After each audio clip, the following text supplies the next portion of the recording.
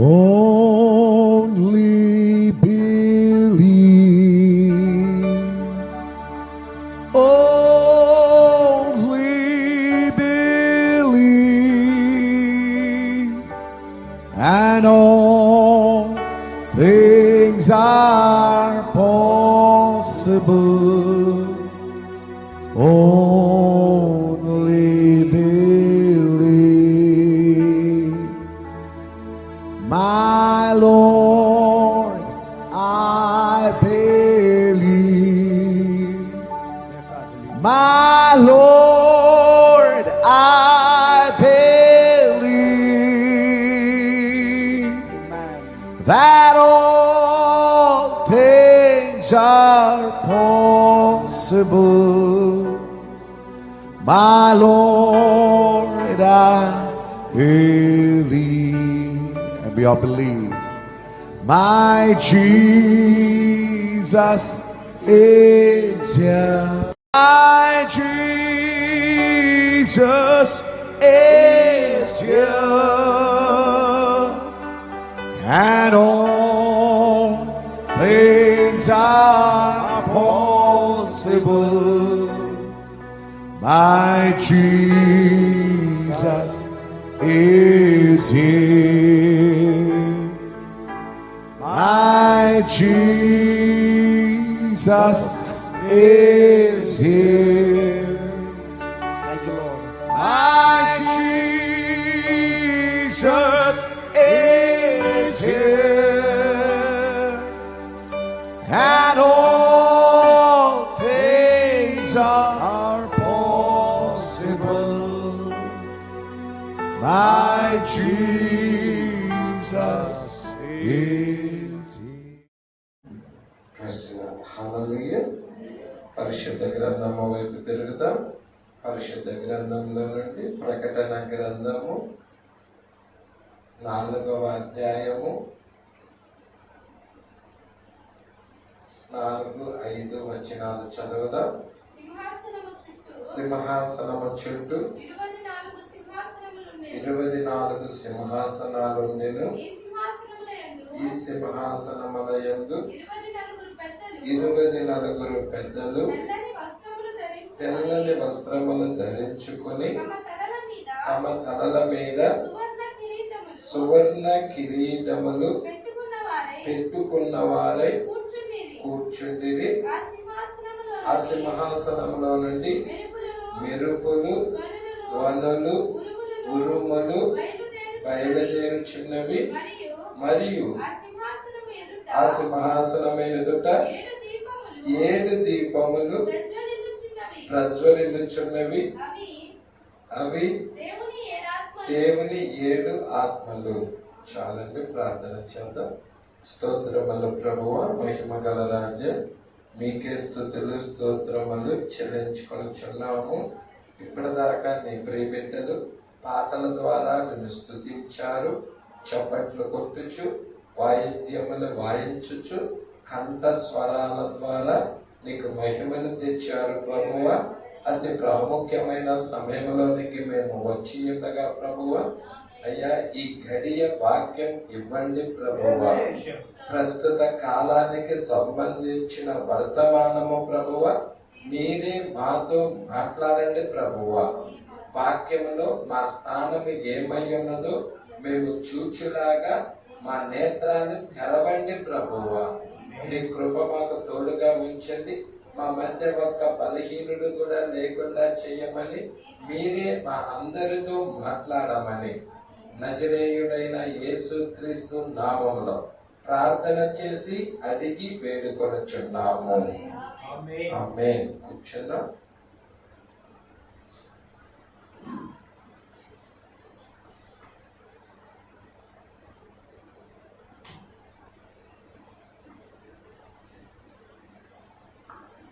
Praise lord. Hallelujah. మరి మనము ప్రకటన గ్రంథం ధ్యానం చేసుకున్నాం. 3వ పుస్తకంలోనికి వచ్చాం. ఎంతమంది సంతోషంగా ఉన్నారు? హల్లెలూయా. సరే, పోయిన వారము మనము రాత్రి భోజనం రోజు మరి ఇంట్రడక్షన్ మన 3వ పుస్తకంలో ఇంట్రడక్షన్ చూసుకున్నాము. మరి ఈ రోజు కూడా మరి కొన్ని వచనాలు మనం చూద్దాం. 45వ పేరా వైపుకి మనం తిరుగుదాం. 44వ పేరా దాకా మనం చూసుకున్నాం. మరి టెలిగ్రామ్ యాప్లో ఇవాళ మనము మరి మహి ఫోటోలు తీసి పంపింది. మీరు కావాలంటే వర్తమానం టెలిగ్రామ్ యాప్లో నుండి చూడొచ్చు.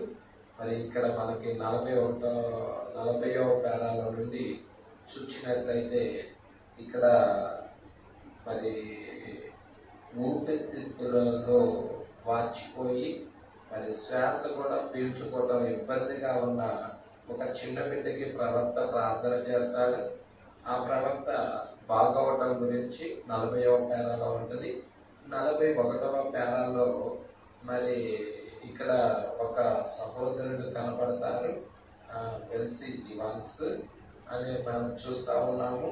మరి టైలర్ అనబడే ఒక పొడవైన వాహనం అనేది ఉన్నది. ఆ వాహనం యొక్క తాళపు చెవులు వాడు మర్చిపోతాడు. అంటే ఎక్కడో పెడతారు కానీ గుర్తుండదు. అది మరి మొత్తం ఎదుగుతారు, కనపడదు. తర్వాత అందరు కూడా ఎదుగుతారు కానీ ఆ తాళపు చెవులు కనపడవు. మరి ఆ తాళపు చెవులు ఎక్కడున్నాయా ఏంటా అనేది అడగటం ప్రారంభము. మరి మన కాల ప్రవక్తను అడుగుతారు. అడిగినప్పుడు ప్రవక్త ప్రార్థన చేసి ఫలానా ప్లేస్ లో ఆ తాళపు చెవులు ఉన్నాయి, మీరు వెళ్ళి తీసుకోండి అని చెప్పగలే. ఆ ప్లేస్ వెళ్ళగల్లా అక్కడ అవి ఉన్నాయి. ఇది లేఖనంలో ఉన్నదా అంటే లేఖనంలో ఒకసారి సౌలు అనే వ్యక్తి గాడిదలు కాస్తా ఉంటాడు. అతడు గాడిదలు వెళ్ళిపోతాయి. అవి ఎక్కడున్నాయా ఏంటా కనుక్కోవడానికి విచారణ చేయడానికి సమూయేలు ప్రవక్త దగ్గరికి వస్తాడు. అప్పుడు సమూయేలు ప్రవక్త గాడిదలు దొరికిపోయినలే అని చెప్తాడు. దేవుడికి మహిమ కలుగును గాక. అలాంటి చోట ఉన్నాయని సమూయేలు ప్రవక్త కూడా చెప్పటము మనం చూస్తా ఉన్నాం అన్నమాట. ఇప్పుడు 45వ పేరా దగ్గరికి మనం వస్తున్నాము. 45వ పేరాలో ఎడ్ డాల్డన్, ఈయన పేరు ఏంటండి? ఎడ్ డాల్డన్. ఇతడు చాలా మరి తీవ్రమైన ఇబ్బందుల్లో ఉంటాడనమాట ఇతడు. దీని గురించి ప్రవక్త ఏమంటున్నాడో చూద్దాము. చాలా జాగ్రత్తగా గమనించండి. వర్తమానము చాలా పవర్ఫుల్ కలిగినది. వర్తమానాన్ని గనక మీరు చేర్చుకున్నారంటే మీకు ప్రయోజనం జరుగుతుంది. జాగ్రత్తగా మీరు చూడాలి. 45వ పేరాలో సహోదరుడు ఎడ్ డాల్డన్ ఎక్కడున్నావు? ఎడ్ డాల్డన్ ఎక్కడ ఉన్నాడు? అతడు ఇచ్చట ఎక్కడో ఒక చోట ఉన్నాడని నాకు తెలుసు. కొంతసేపటి క్రితం నేను అతన్ని చూశాను. సరే, అదిగో అతడు అచ్చట ఉన్నాడు. ఒకే చోట వేరు గదులలో మాట్లాడుకునే సంచార పద్ధతి, ఇంటర్కామ్. హల్లెలూయా. అంటే వేరు గదుల్లో నుంచి కాన్ఫరెన్స్ వెళ్తా ఉంటుంది అన్నమాట. కాన్ఫరెన్స్ కాల్ లాగా. దేవుడికి మహిమ కలుగును గాక. అదేంటి? ఇంటర్కామ్ ద్వారా, ప్రజా సంచార వ్యవస్థ ద్వారా అతడు నా ప్రసంగాన్ని ఆలకిస్తున్నాడు. ఎవరు? ఈ ఎడ్ డాల్డన్ అనే వ్యక్తి ప్రవక్త చెప్తున్న విలియం మ్యారియన్ బ్రనహం గారి ప్రసంగాన్ని ఆలకిస్తా ఉన్నాడు. ఒక రాత్రి తీవ్రమైన సమస్యలో బాధపడుతూ సహోదరుడు ఎడ్ నాకు ఎడ్ డాల్టన్ దగ్గర నుంచి ఫోన్ వచ్చింది. నేను అతనికి సహాయం చెయ్యాలి అని కోరుకున్నాను. వద్దని ఎడ్ డాల్టన్ చెప్తా ఉన్నాడు. నా కొరకు నీవు దేవుని యొక్క ప్రార్థించు చాలు అన్నాడు. అంతే, నువ్వు ప్రార్థన చెయ్యి చాలు సహోదరుడా అని ప్రవక్తని కోరాడు. సరే, ఈ ప్రవక్త ఏం చేస్తాడంటే మరి అతను చెప్పాడు, ఆ ప్రవక్త సహాయం చేయమని ప్రభువు యొక్క నేను ప్రార్థించాను. మరి ఆ వ్యక్తికి సహాయం చేయి ప్రభువా అని, ఎడ్ డాల్టన్కి మీరు సహాయం అందించాలి ప్రభువా, సహాయం చేయి ప్రభువా అని ప్రార్థన చేయగలే. తర్వాత మరుసటి దినాన అతని భార్య దగ్గర నుంచి కాల్ వచ్చింది ప్రవక్త దగ్గరికి. నా అత్యవసర స్థితిలో ఎవరో ఒకరు వచ్చి సహాయం చేశారని చెప్పాను. హల్లెలూయా. మరి అది ప్రవక్త చేస్తానన్నా కానీ వద్దన్నారు. కానీ ప్రార్థన సహాయం కోరారు, ప్రార్థన ప్రవక్త చేశారు. వేరే ఒక వ్యక్తి దగ్గర నుండి సహాయము ఆ వ్యక్తి దగ్గరికి వెళ్ళిందనమాట. హల్లెలూయా. అత్యవసర స్థితిలో ఎవరో ఒకరు వచ్చి సహాయము చేశారని చెప్పాను. మంచిది, అలాగే కదా ఎడ్ సహోదరుడా అని ప్రవక్త అంటున్నాడు. చూడండి, ఆయన దేవుడై ఉన్నాడు. హల్లెలూయా. అదే చాలు, ఆయన దేవుడై ఉన్నాడు. గమనించండి, ఆయన కేవలం దేవుడై ఉన్నాడు. ఒక స్థలము నుండి మరొక స్థలమునకు, ఒక స్థలము నుండి వేరొక స్థలమునకు, అలాగా ఆయన అన్ని కాలాల యందు తన కార్యాలు ఆయన ఎడతెగకుండా చేస్తూనే, అది ఎంతటి సమస్య అయినా గాని ఆయన ఇప్పటికీ దేవుడై ఉన్నాడు. మనము ప్రతి చోట తిరుగుతూ వాటిని గురించి డంబముగా చెప్పుకోకూడదు. ఆయన జరిగించిన కార్యాలు, మరి నా పట్ల ఈ కార్యాలు చేశారని డంబముగా అవి చెప్పకూడదు. మనము ఆ విధముగా చేయకూడదు. మన కుడి చేతితో చేసే కార్యము ఎడమ చేతికి కూడా తెలియకూడదు. ఏదైనా సహాయం చేసినా, ఏదైనా ఇచ్చినా కానీ కుడి చేతితో ఇచ్చినది ఎడమ చేతికి కూడా తెలియకూడదు. మన మధ్య దేవుడు చేయు కార్యాలను గురించి మన మధ్యనే మనం మాట్లాడుకున్నాము కానీ వాటిని గురించి మనము బయట గొప్పలుగా డంబముగా ఎక్కడ చెప్పుకోవటం లేదు. ప్రజలా మన సంఘంలోనే విషయాల గురించి మాట్లాడుకుంటాం. ఎట్లనగా అది స్వకీయ అహంకారం అవుతుంది. అది బయట డంబముగా చెప్పుకుంటా ఉంటున్నారంటే ఏమవుతుంది? స్వకీయ అంటే సొంత అహంకారం అవుతుంది. అది దేవుడు దానిని ఒక వ్యక్తి కొరకు మాత్రమే చేయునట్టుగా అది ఉండును. ఆయన్ను విశ్వసించు వారు ఎవరైనా కానీ వారి కొరకు ఆయన వాటిని చేస్తాడు. అదే నమ్మకం, విశ్వాసమగులు. మీరేమి చెయ్యాలనుకున్నా, మీ తలంపులు ఏమై ఉన్నా వాటిని అట్లే దేవుని యొద్దకు తీసుకొని రండి.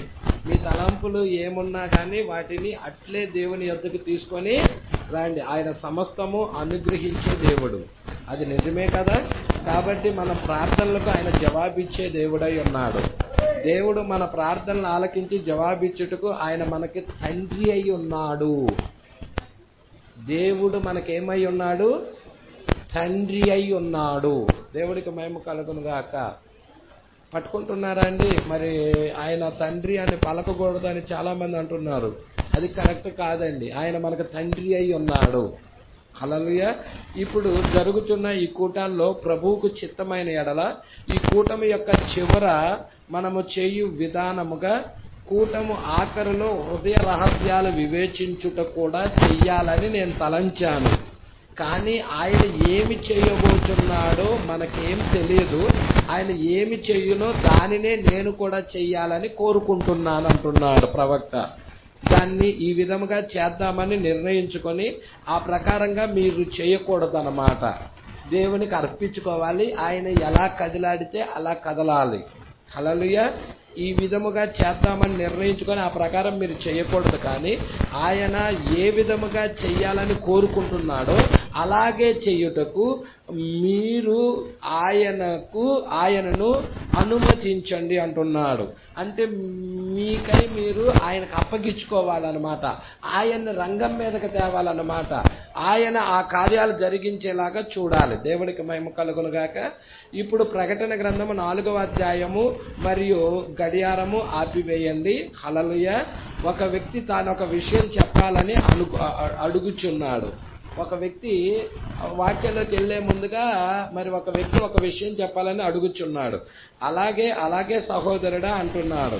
ఆ సహోదరుడు సాక్ష్యం చెప్పుచున్నాడు. టేబుల్ ఖాళీ కలదు, నిశ్చయముగా దాన్ని నేను నమ్ముచున్నాను, సంపూర్ణంగా దాన్ని నేను నమ్ముచున్నాను. ఒక సాక్ష్యం. ఇక్కడ జాగ్రత్తగా వినండి. ఈ సాక్ష్యాన్ని మీరు జాగ్రత్తగా వినాలని ప్రభు పేరిట మనవి చేయుచున్నాను. ఇచ్చిన సహోదరుడు వెల్సీ ఇవాన్స్. ఎవరండి? వెల్సీ ఇవాన్స్. ఇచ్చట వెనక ఇక్కడే కూర్చొని ఉన్నాడని నేను నమ్ముతున్నాను. ఈ లోపు మనం ప్రకటన గ్రంథం 4వ అధ్యాయం తీద్దాము. ఇక్కడ కొంత కాలం క్రితం ఒక గుంపు లూయిస్ విల్లులో కార్లను దొంగిలించుకొని తీసుకొని వెళ్తారన్నమాట. అంటే దొంగతనాలు ఏంటంటే ఆ యొక్క ఎక్కడన్నా మనము బయట ఆ కార్లు పార్క్ చేసినప్పుడు అన్ని లాక్ చేసుకున్నా ఆ దొంగలు ఏం చేస్తారంటే దొంగ కీస్ తీసుకొచ్చేసి ఆ లాకులు తీసేసుకొని కారులు తీసుకొని దొంగతనం చేసుకొని వెళ్ళిపోయి అది చాలా దూరం తీసుకొని వెళ్ళిపోయి వాటికి పెయింట్లు మార్చేసేసి వాటి పార్ట్స్ కూడా మార్చేసేసి మరలా కొత్త కార్లుగా అమ్మటం జరుగుతూ ఉంటుంది అన్నమాట. దాని గురించి చెప్తా ఉన్నాడు. ఇది లూయిస్ విల్లులోని కార్లు దొంగిలించి వాటిని మిక్కిలి వేగంగా కెంటాకీలో ఎక్కడో ఒక చోట చోట వారు తీసుకొని వెళ్ళిపోతారని వార్తాపత్రికలో వచ్చిన వార్తను మీరందరూ చదివిందురు. కెంటకీలో మీ వద్ద ఏ కారు ఉన్నను ఆ కారు మీరే కొన్నట్లు కావలసిన ధ్రువపత్రాలు అవసరం లేదు. వారు దానిని అడగరు, అసలు ఆ ధ్రువపత్రాలు అడగరు. కావున ఆ దొంగల గుంపు కార్లను దొంగిలించి కెంటకీలో ఉన్నవారికే అమ్మేస్తారు. వాళ్ళు ఆ కార్లు దొంగతనం చేసి కెంటకీలో ఉన్నవారికే అమ్మేస్తారు. ఆ దొంగలు కార్లను దొంగిలించి తీసుకొని వెళ్ళిపోయి దాని రంగును మార్చేస్తారు. కారుకున్న రంగుని మార్చేస్తారు. దానికి కొన్ని మార్పులు చేస్తారు. కారులో కూడా కొన్ని మార్పులు చేసి ఆ కారును బయటికి తెచ్చి వారు అమ్మి వేస్తారు. మీరు చేయవలసింది ఏంటంటే మీ ఇంటి సంఖ్య, మీరు ఎక్కడ నివసిస్తున్నారో అది ఇస్తే చాలు. మీ ఇంటి నెంబరు, మీరు ఉంటున్న అడ్రస్ ఇస్తే చాలు. అప్పుడు ఆ కారును కావలసిన ధ్రువపత్రాలు వాళ్లే నమోదు చేసి మీ పేరు మీద ఆ వాహనాన్ని మార్చి మీ పేరున ధృవీకరించి ఆ ధ్రువపత్రాలు వారు మీకు ఇస్తారు. చూసారా అండి యాక్చువల్గా ఎట్లాంటి మోసగాళ్ళు అయిపోయారో, ఎలా జరుగుతుందో. ఇక వారు ఆ కారును ఎచ్చటకో ఒక చోటకు తీసుకొని వెళ్ళి బహువేగముగా దాని రంగులు మార్చేస్తారు. దాని భాగాలను కూడా మార్చేస్తారు. ఏవేమి మార్చాలో అన్నిటిని మార్చేస్తారు. ఒక కొత్త కారుగా మార్చివేసి దానిని అమ్మేస్తారన్నమాట. దానికోసం ఒక పెద్ద గుంపు గలదు. అలా చేసే ఒక ముఠా ఉన్నది, పెద్ద గుంపు ఉన్నది.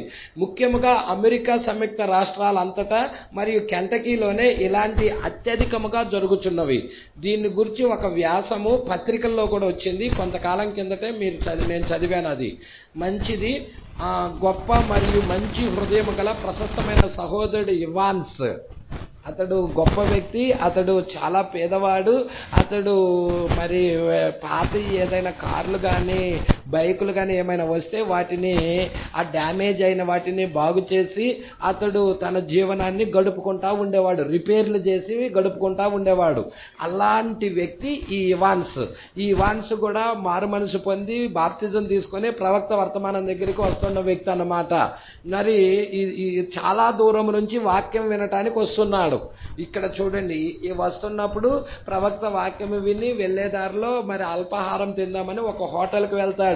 అక్కడ కారు బయట పార్క్ చేస్తాడనమాట. వారు లోపలికి వెళ్ళి అన్ని కూడా వాళ్ళ బట్టలు అన్ని దాంట్లోనే ఉంటాయి, కార్లన్నీ, ఆ సామాగ్రి అంతా దానిలోనే ఉంటుంది.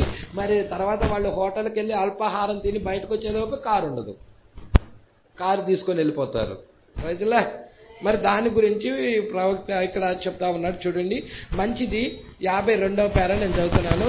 గొప్ప మరియు మంచి హృదయం గల ప్రశస్తమైన సహోదరుడు. అతడు మంచి హృదయం కలిగిన వ్యక్తి, ప్రశస్తమైన సహోదరుడు ఇవాన్స్. అతడి కుటుంబం చాలా దూరం నుండి కారు నడుపుకొని ఆ ఊరి పేరేంటండి, జార్జియాలో ఉన్న మాకన్ అనే ప్రాంతం నుండి ప్రతి ఆదివారం వర్తమానం వినటానికి ఇచ్చటకు వస్తున్నారు. వాళ్ళు కారు నడుపుకొని వాళ్ళ కుటుంబం అంతా వస్తూ ఉన్నారండి. కొన్ని వందల కిలోమీటర్ల దూరంలో నుండి వాళ్ళు వస్తున్నారు. మాకన్ నుండి ప్రతి ఆదివారం వస్తున్నారా? ప్రతి ఆదివారం వర్తమానం వినుటకు ఇచ్చటకు వచ్చుచున్నారు. ఎంతో సద్భక్తి గలవారు వాళ్ళు, మరియు ఉత్తమమైన స్నేహితులు వాళ్ళు.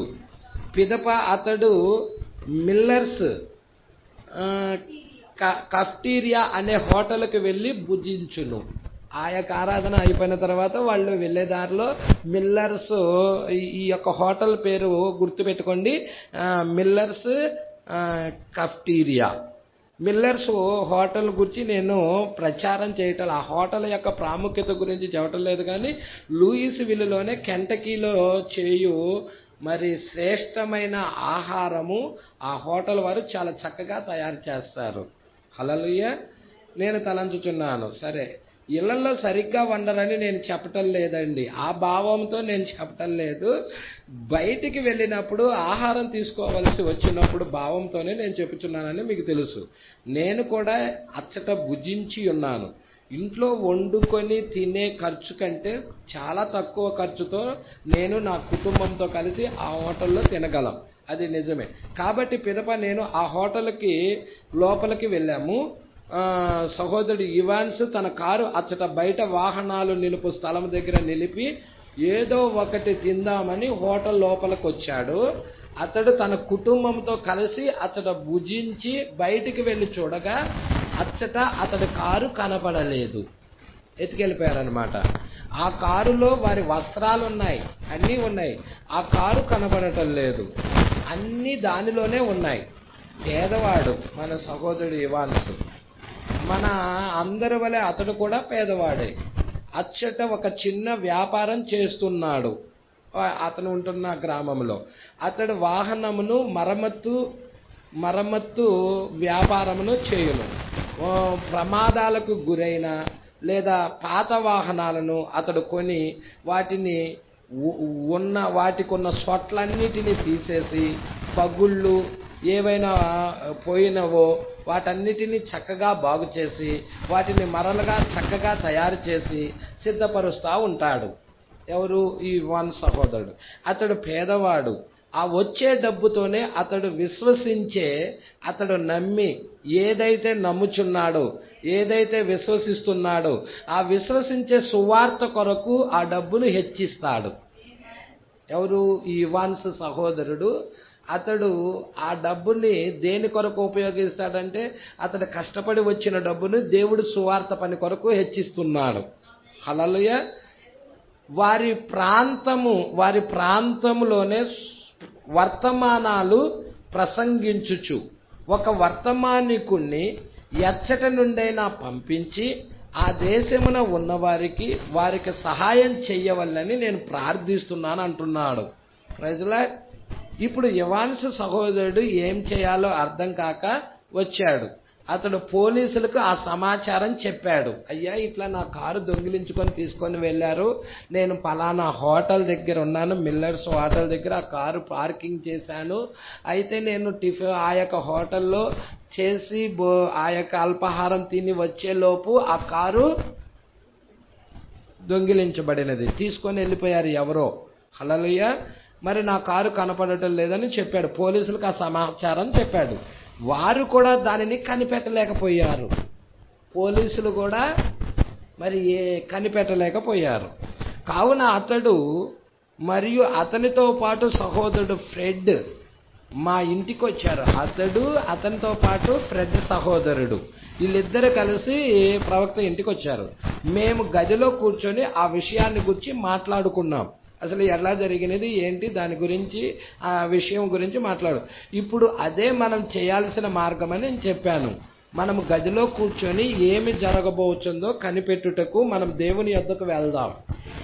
అసలు ఏం జరగబోతుందో కనిపెడటానికి మన ప్రార్థనలోకి వెళ్దామని మరి ప్రవక్త ఇవాన్ సహోదరుడు ఫ్రెడ్ సహోదరుడు అందరూ కూడా గదిలో మోకరించి ప్రార్థన చేస్తూ ఉన్నారు.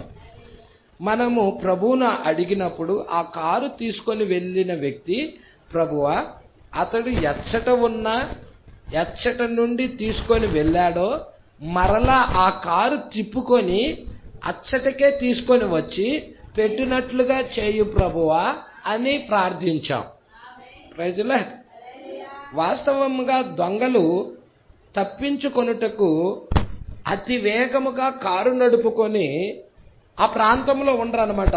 బహు దూరముగా ఉండు మార్గమున చుట్టూ తిరిగి వెళ్ళి బౌలింగ్ గ్రీన్ లేదా వేరే ఎచ్చటకో తీసుకొని వెళ్ళిపోతారు. ఆ ప్రాంతం పట్టుకుంటున్నారా?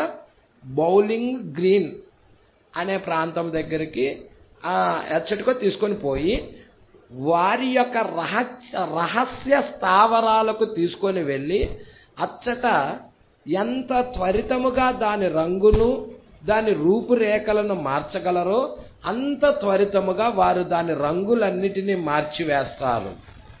చూశారండి, దొంగలు అలాగ చేస్తారన్నమాట. సహోదరుడి కారు చాలా మంచి కారు. దాని పేరు స్టేషన్ వాగన్. హల్లెలూయా. వాగన్ కారు అన్నమాట అనుకుంటున్నాను. ఇవాన్స్ సహోదరుడా, అదే కదా నీ కారు? ఆ కారు పేరు స్టేషన్ వాగన్. కావున ఏం జరిగినది? వారు మోకరించి ప్రార్థించాము.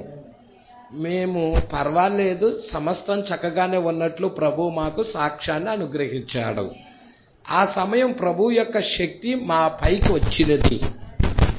సహోదరుడు ఇవాన్స్ బయటకు వెళ్ళుటకు ప్రారంభించాడు. ఇక అక్కడ నుంచి ఇవాన్ సహోదరుడు ఆత్మ ద్వారా నడిపించబడుతున్నాడు. ఇప్పుడు వీళ్ళందరూ కూడా ప్రార్థన చేసి ఉన్నారు. ప్రభు యొక్క శక్తి వచ్చినది. ఇవాన్ సహోదరుడు దేవుడు ఆత్మ ద్వారాగా అతడు బయటికి నడిపించబడతా ఉన్నాడు. పట్టుకుంటున్నారా? ఆ విధంగా అతడు ఒక నిర్దిష్టమైన మార్గాన వెళ్ళునట్లుగా నడిపించబడెను. దేవుడు ఆత్మ ద్వారాగా అతడు పలానా మార్గానికి వెళ్ళి అని నడిపించబడతా ఉన్నాడన్నమాట. ఆ దొంగ సరిగ్గా ఇచ్చటకు జెఫర్సన్ విల్కి ఆ కారును మరలా తీసుకొని వచ్చాడు. జెఫర్సన్ విల్ నుండి దొంగిలించి తీసుకొని వెళ్ళారు. మళ్ళీ జెఫర్సన్ విల్కి తీసుకొని వచ్చాడనమాట. కారు లూయిస్ విల్లో దొంగిలించబడింది. జెఫర్సన్ విల్లోని లూయిస్ విల్ అనమాట.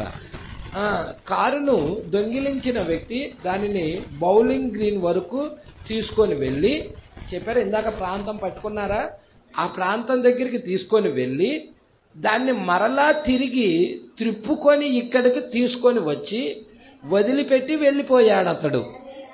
ప్రజలా ఇచ్చట నుండి ఎంత దూరముగా కారు నడుపుకొని వెళ్ళి, అంత దూరముగా కారు నడుపుకొని వెళ్ళి ఎంతో దూరము తిరిగి బౌలింగ్ గ్రీన్ నుండి కారును తిప్పుకొని ఇంత దూరము వరకు మరలా తీసుకొని వచ్చి పెట్టేంత వరకు దానిలోని పెట్రోల్ తగ్గిపోలేదు.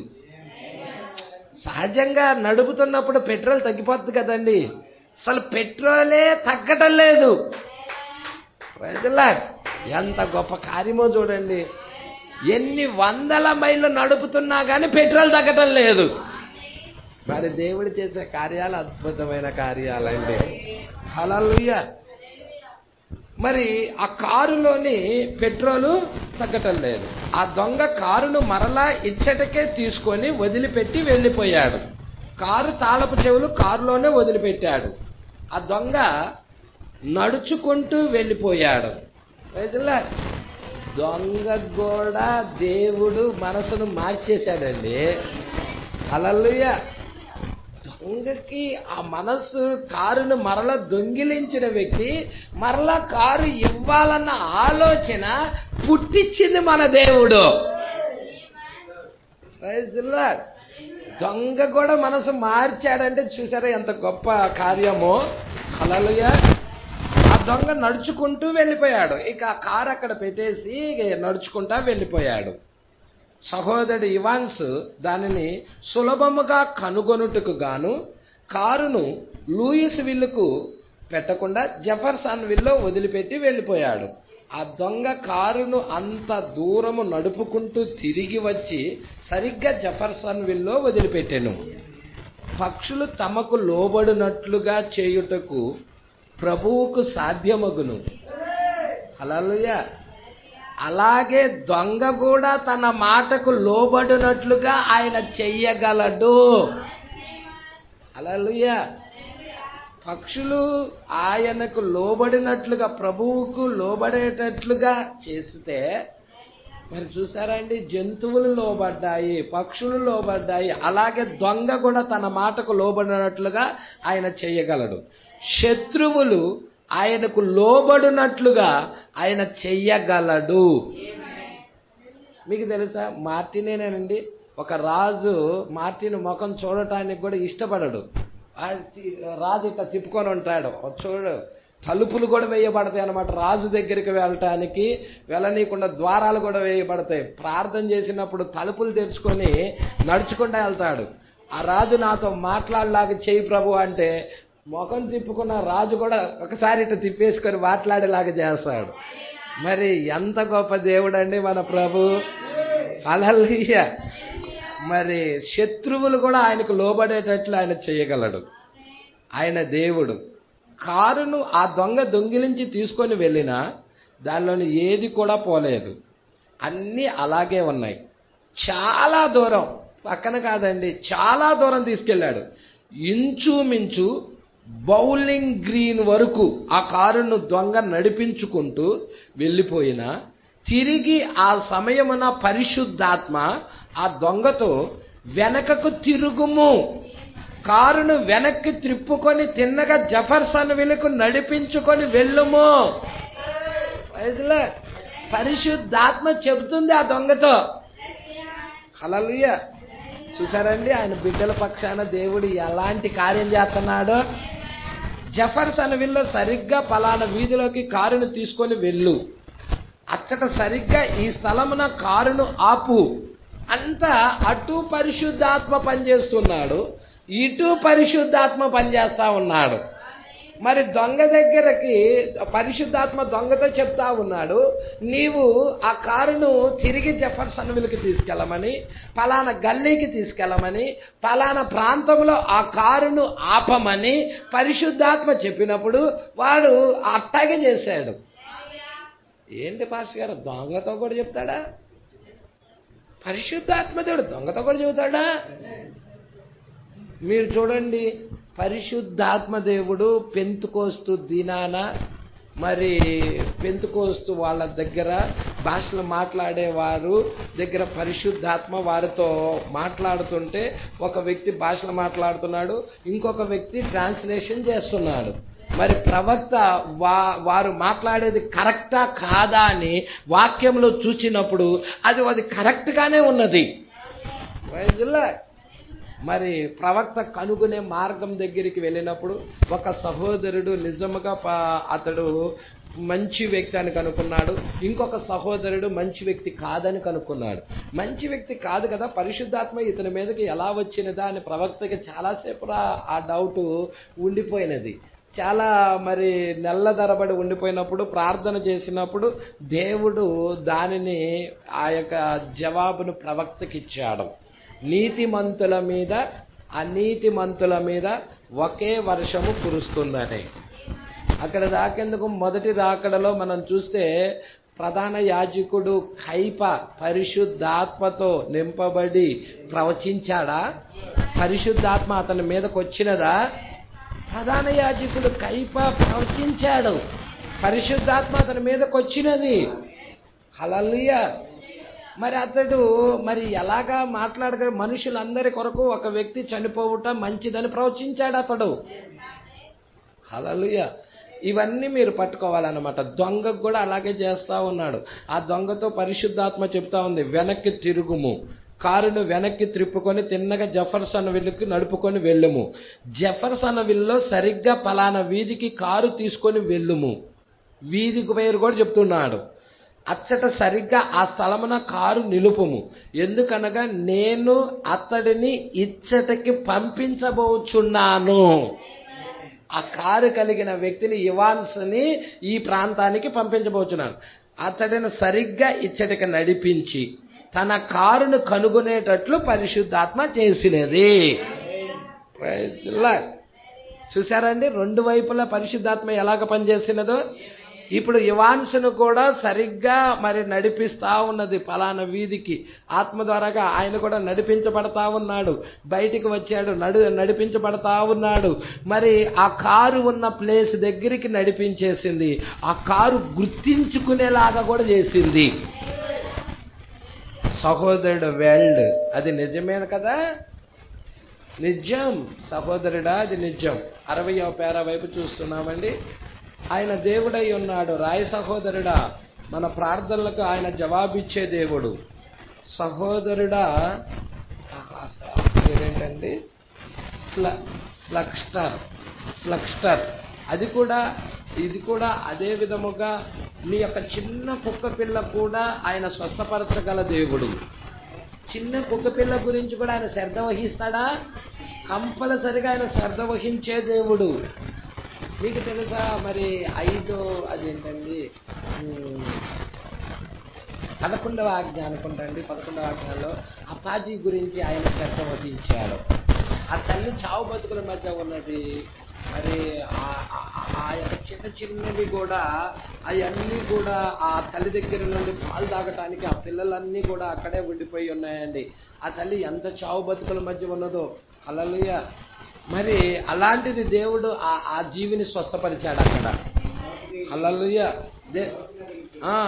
అవును, ప్రవక్త దగ్గర జరిగిన కార్యాలు ఇవన్నీ చూడండి, చాలా జాగ్రత్తగా పట్టుకోండి ఇవన్నీ.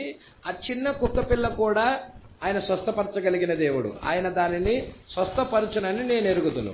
ఆయన ప్రార్థనలకు జవాబిచ్చును. ఆయన ఇప్పటికీ ఆశ్చర్య కార్యాలు జరిగించే దేవుడై ఉన్నాడు. ఆయన ఎల్లప్పుడూ దేవుడుగానే ఉన్నాడు. ఆయన ఎల్లప్పుడూ దేవుడుగానే ఉండును. ఇక ఒక సహోదరుడు ఇలాగ పాట పాడుతూ ఉన్నాడు. ఆయన ఇంటి పైకప్పున ఉండే దేవుడు. అదేంటి ఇంటి పైకప్పున ఉండే దేవుడా? అదేంటి ఆ సహోదరుడు ఈ సంఘములో పాడే ఆ పాట ఏంటి అసలు? అది దేవుడు వంటగదిలో ఉండే దేవుడు. నువ్వు వంట చేస్తున్నప్పుడు కూడా ఆ దేవుడు నీ పక్కన ఉంటాడా? దేవుడు వెలుపల పొలములో ఉండే దేవుడు. నీతో పాటు నువ్వు పొలములో పనిచేసేటప్పుడు కూడా ఆ దేవుడు నీతో పాటు ఉంటాడా? నువ్వు వాహనము నడిపేటప్పుడు వాహనము నడుపుచుండగా నీ పక్కన ఉండే దేవుడు. వాహనాల్లోనూ కూడా దేవుడు ఉంటాడా? ఆయన ప్రతి చోట ఉండే దేవుడు. అన్ని చోట్ల ఆయన ఉండే దేవుడు. హల్లెలూయా. మీకు తెలుసా, ఆయన బిడ్డలు అగ్నిగుండంలో వేసినప్పుడు ఆయన బిడ్డలతో పాటు ఆయన కూడా అగ్నిగుండంలోకి వెళ్ళినాడు. ఆయన బిడ్డ దానియేలు సింహపు బోనులో వేసినప్పుడు ఆయన కూడా దానియేలుతో పాటు సింహపు బోనులోకి వచ్చాడు.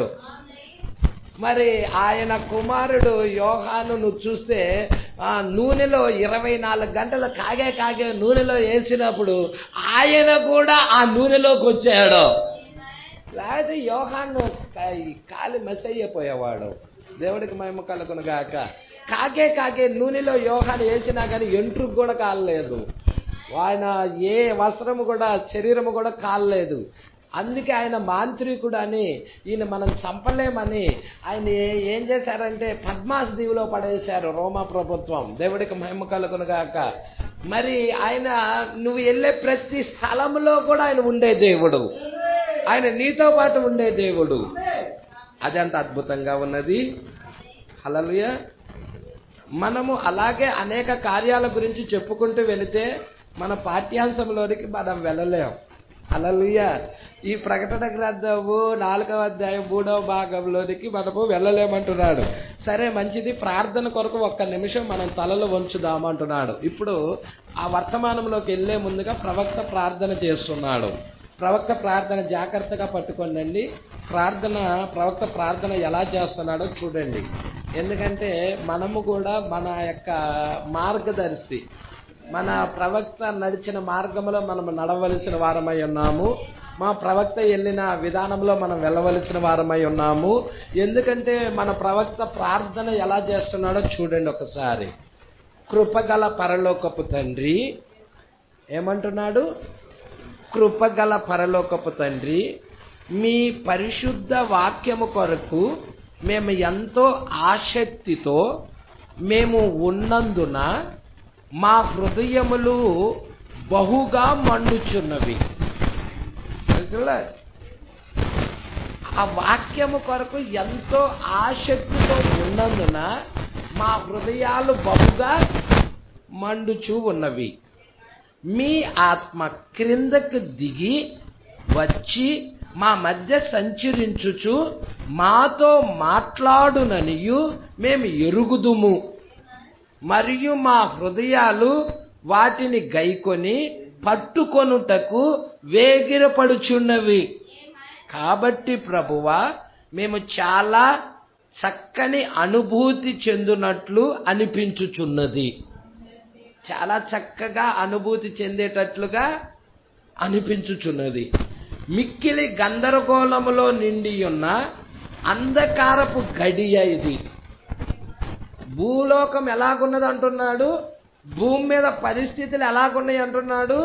మిక్కిలి అంధకారముతో నిండిపోయి ఉన్నాయి, చీకటితో నిండిపోయి ఉన్నాయి. ఇది అంధకారపు గడియ, ఇదేనని మేము ఎరిగి ఉన్నాం.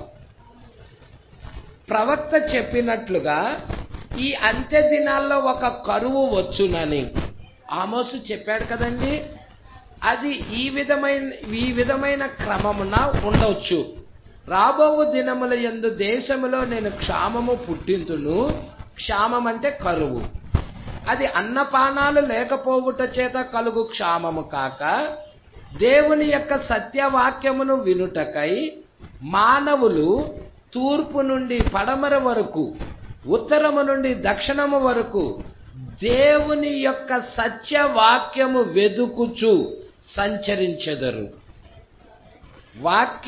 వాక్యం అనగా ఏమిటి? యేసుక్రీస్తే వాక్యమై ఉన్నాడు. ఆ వాక్యము శరీరధారి అయి మన మధ్య నివసించినది. నిజమైన దేవుని వాక్యము ప్రత్యక్షమగుటను చూచుట అనగా లేఖనాల ప్రకారముగా అది రూపు దాల్చి నెరవేరి ప్రత్యక్ష మగుట అగును. ఏమంటున్నాడో చూసారా అండి? వాక్యము శరీరధారి అయి మన మధ్య నివసించెను.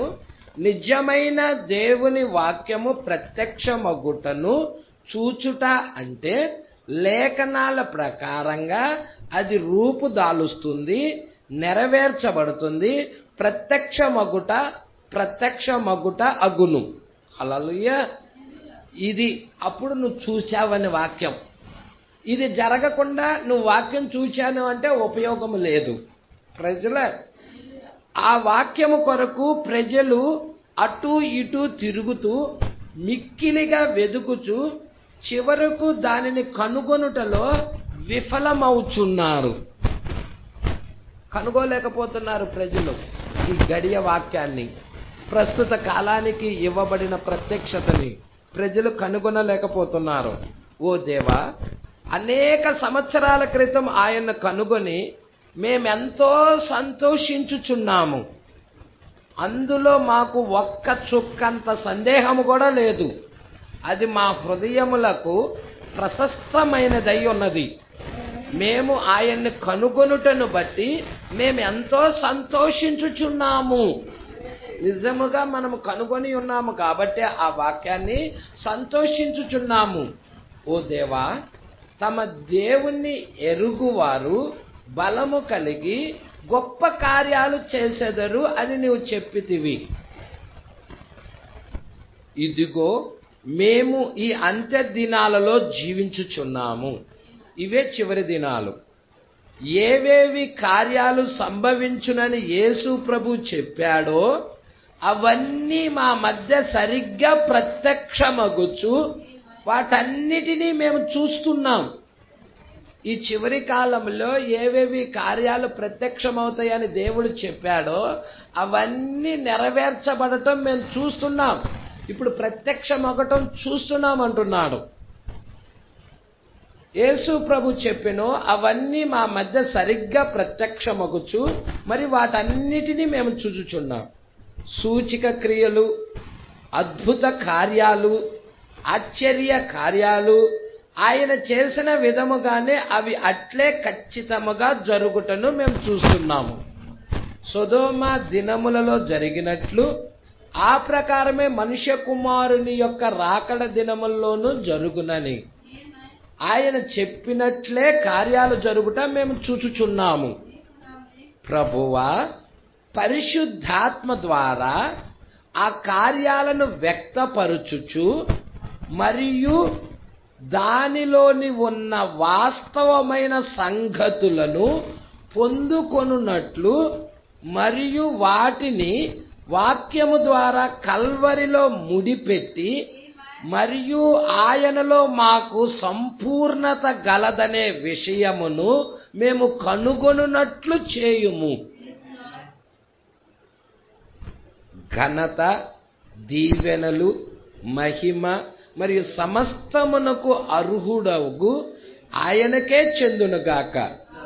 జగదుత్పత్తి పునాది వేయబడక ముందే ఆయన వధించబడిన వాడై సింహాసనములో ఆసీనుడై ఉండు వాని కుడి చేతిలోనున్న గ్రంథమును తీసుకొనుటకు పాత్రుడై వచ్చెను. ఆ సింహాసనమునందు తానే ఆసీనుడై ఆయను. తండ్రి, ఆయనను గురించే ఈ ఉదయమున మేము మాట్లాడబోచున్నాము. మా హృదయములను మీరు దీవించమని మేము ప్రార్థిస్తున్నాము. ఆయన ఆత్మ మా మధ్య సంచరించినట్లు చేసి మమ్మల్ని దీవించుము. మా అనుభవము ఇంకా వర్ధిల్లునట్లు చేయుము. మా మధ్య ఉన్న రోగులను స్వస్థపరుచుము. మరియు మమ్మల్ని మేము జయించుకొను కృపను మాకు అనుగ్రహించుము. దేవా, శత్రువుల్ని ఎదుర్కొనుటకు విదేశములకు సేవ నిమిత్తమై నేను బయలుదేరి వెళ్ళుచుండగా ప్రతి గంటకు ప్రార్థించే ఆ ప్రార్థనయే నాకు రక్షణ వలయముగా ఉండి నన్ను భద్రపరుచుచున్నదని నేను గ్రహించుదునుగాక. ఓ, నేనెంతగానో ఆ రక్షణ కవచము పైనే ఆధారపడి ఉన్నాను. శత్రువును సమీపించే ప్రతిసారి ప్రార్థన అనే ఆ రక్షణ కవచమే నన్ను భద్రపరుచుచున్నది.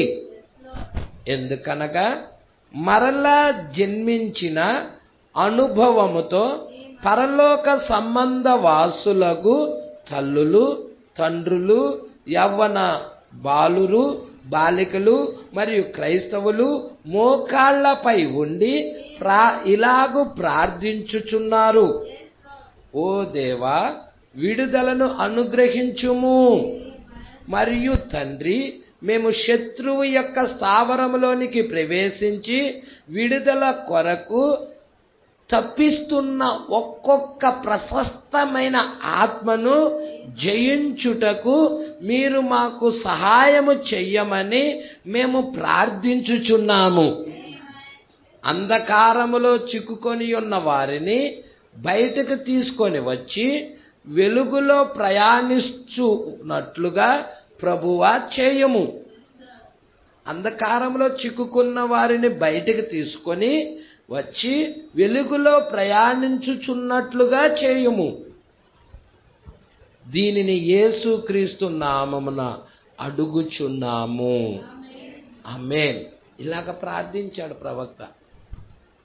ఒక ఆత్మ వెలిగించబడాలని, అంధకారంలో నివసించుచున్న ఆత్మలు వెలుగు దగ్గరికి రావాలని, ఆ వెలుగును చూచి ఆ వెలుగులో ఆ ఆత్మలు నడవాలని ప్రార్థన చేస్తున్నాడు. గంటకి ప్రార్థించేవారు కావాలంటున్నాడు.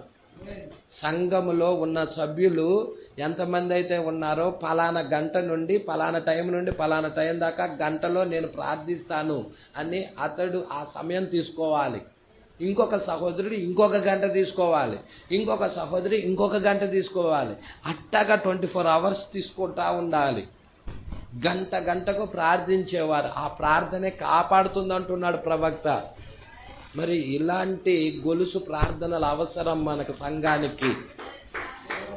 ఎందుకంటే సంఘము పరిపూర్ణతలోకి వెళ్ళాలి అంటే, ఎత్తబాటులోకి వెళ్ళే ముందుగా ప్రార్థన ఎంత శక్తివంతమైనదంటే ప్రార్థన అవసరమై ఉన్నది. అందుకే దేవుని యొక్క పని కొరకు మనల్ని మనము సమయం హెచ్చించుకోవాలి, సమయాన్ని కేటాయించుకోవాలి. దేవుడికి మహిమ కలుగునుగాక. మన కుటుంబానికి కావలసినంత దినము సంపాదించిన తర్వాత మనము దేవుని యొక్క పనిలో ఉండాలి. దేవుని యొక్క ఆత్మల భారం కలిగి ఉండాలి. దేవుని యొక్క సువార్త పనిలో ముందుకు వెళతా ఉండాలి. ప్రజలారా, ఇక్కడ 68వ పేరా వైపుకి తిరుగుచున్నాను, మీరు కూడా చూడండి. ఎందుకంటే ప్రవక్త ప్రకటన గ్రంథం 4వ అధ్యాయంలో 3 పుస్తకాలు చెప్పాడు. దాని గురించి ఇక్కడ చెప్తా ఉన్నాడు. ఇప్పుడు ప్రకటన గ్రంథం 4వ అధ్యాయం 3వ అధ్యాయంలో మనం ముగించాము. 3వ అధ్యాయంలో సంఘము ఎత్తబాటుతో వెళ్తుంది. ఎంతమందికి తెలుసు అది? ఇప్పుడు భయభక్తుల్లో ఉన్నాం. మరి మిమ్మల్ని ఎక్కువసేపు ఉంచునట్లు నేను ప్రయత్నించేదను, ఎక్కువసేపు ఉంచకుండానట్లు నేను ప్రయత్నించేదను. కానీ ఈ 3వ అధ్యాయమున యోహాను పైకి కొనుపోబడినప్పుడు అది సంఘమునకు సాదృశ్యముగా ఉన్నది. అవునా అండి? 3వ అధ్యాయం ముగింపులో సంఘం ఏమవుతుంది? ఎత్తబాటులోకి వెళ్తుంది. 4వ అధ్యాయం 1వ వచనంలో సంఘము ఎత్తబాటులో కొనిపోబడు ఆ కాలము నుండి మరలా అది తిరిగి వచ్చేంతవరకు మీరు చూడండి. సంఘము ఎత్తబాటులో కొనిపోబడే కాలము నుండి, సంఘము ఎన్నవ అధ్యాయము ఎన్నో వచనములో వెళ్ళినది పైకి? 4వ అధ్యాయము 1వ వచనములో సంఘము పైకి వెళ్ళినది.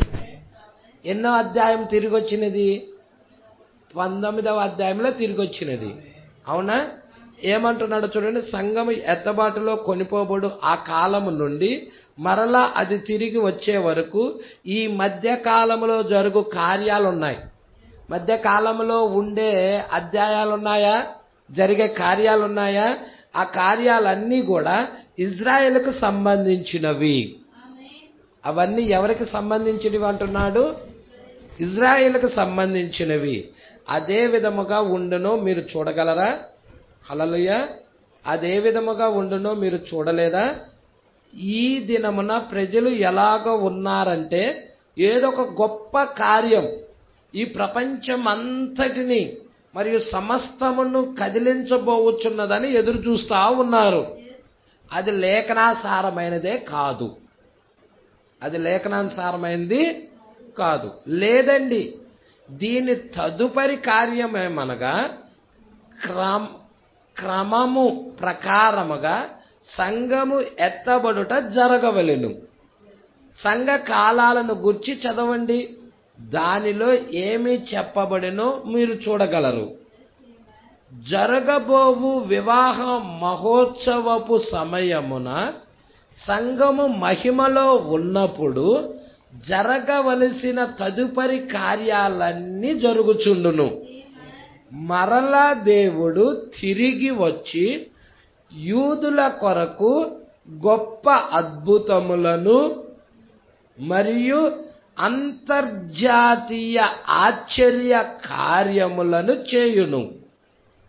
ప్రపంచమంతా చూచేలాగా ప్రతి ఇంటిలో కూడా టీవీలో చూస్తూ ఉంటారు, ప్రతి దేశంలో కూడా చూస్తూ ఉంటారు ఆయన చేయబోయే కార్యాలు. చూసారా అండి? ఎవరు? ఏలియా, మోషే.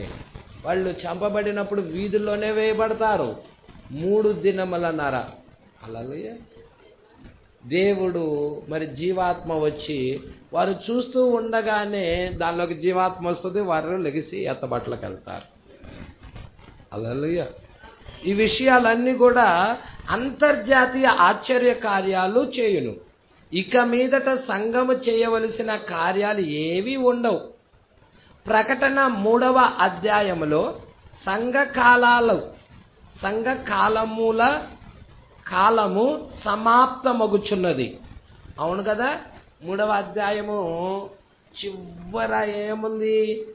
చివరి సంఘకాలం ఉంది, లవోదిక సంకాలం. లవోదిక సంకాలంతో సంకాలాలు ఏమవుతున్నాయి? సమాప్తమగుచున్నవి. అది నిజం.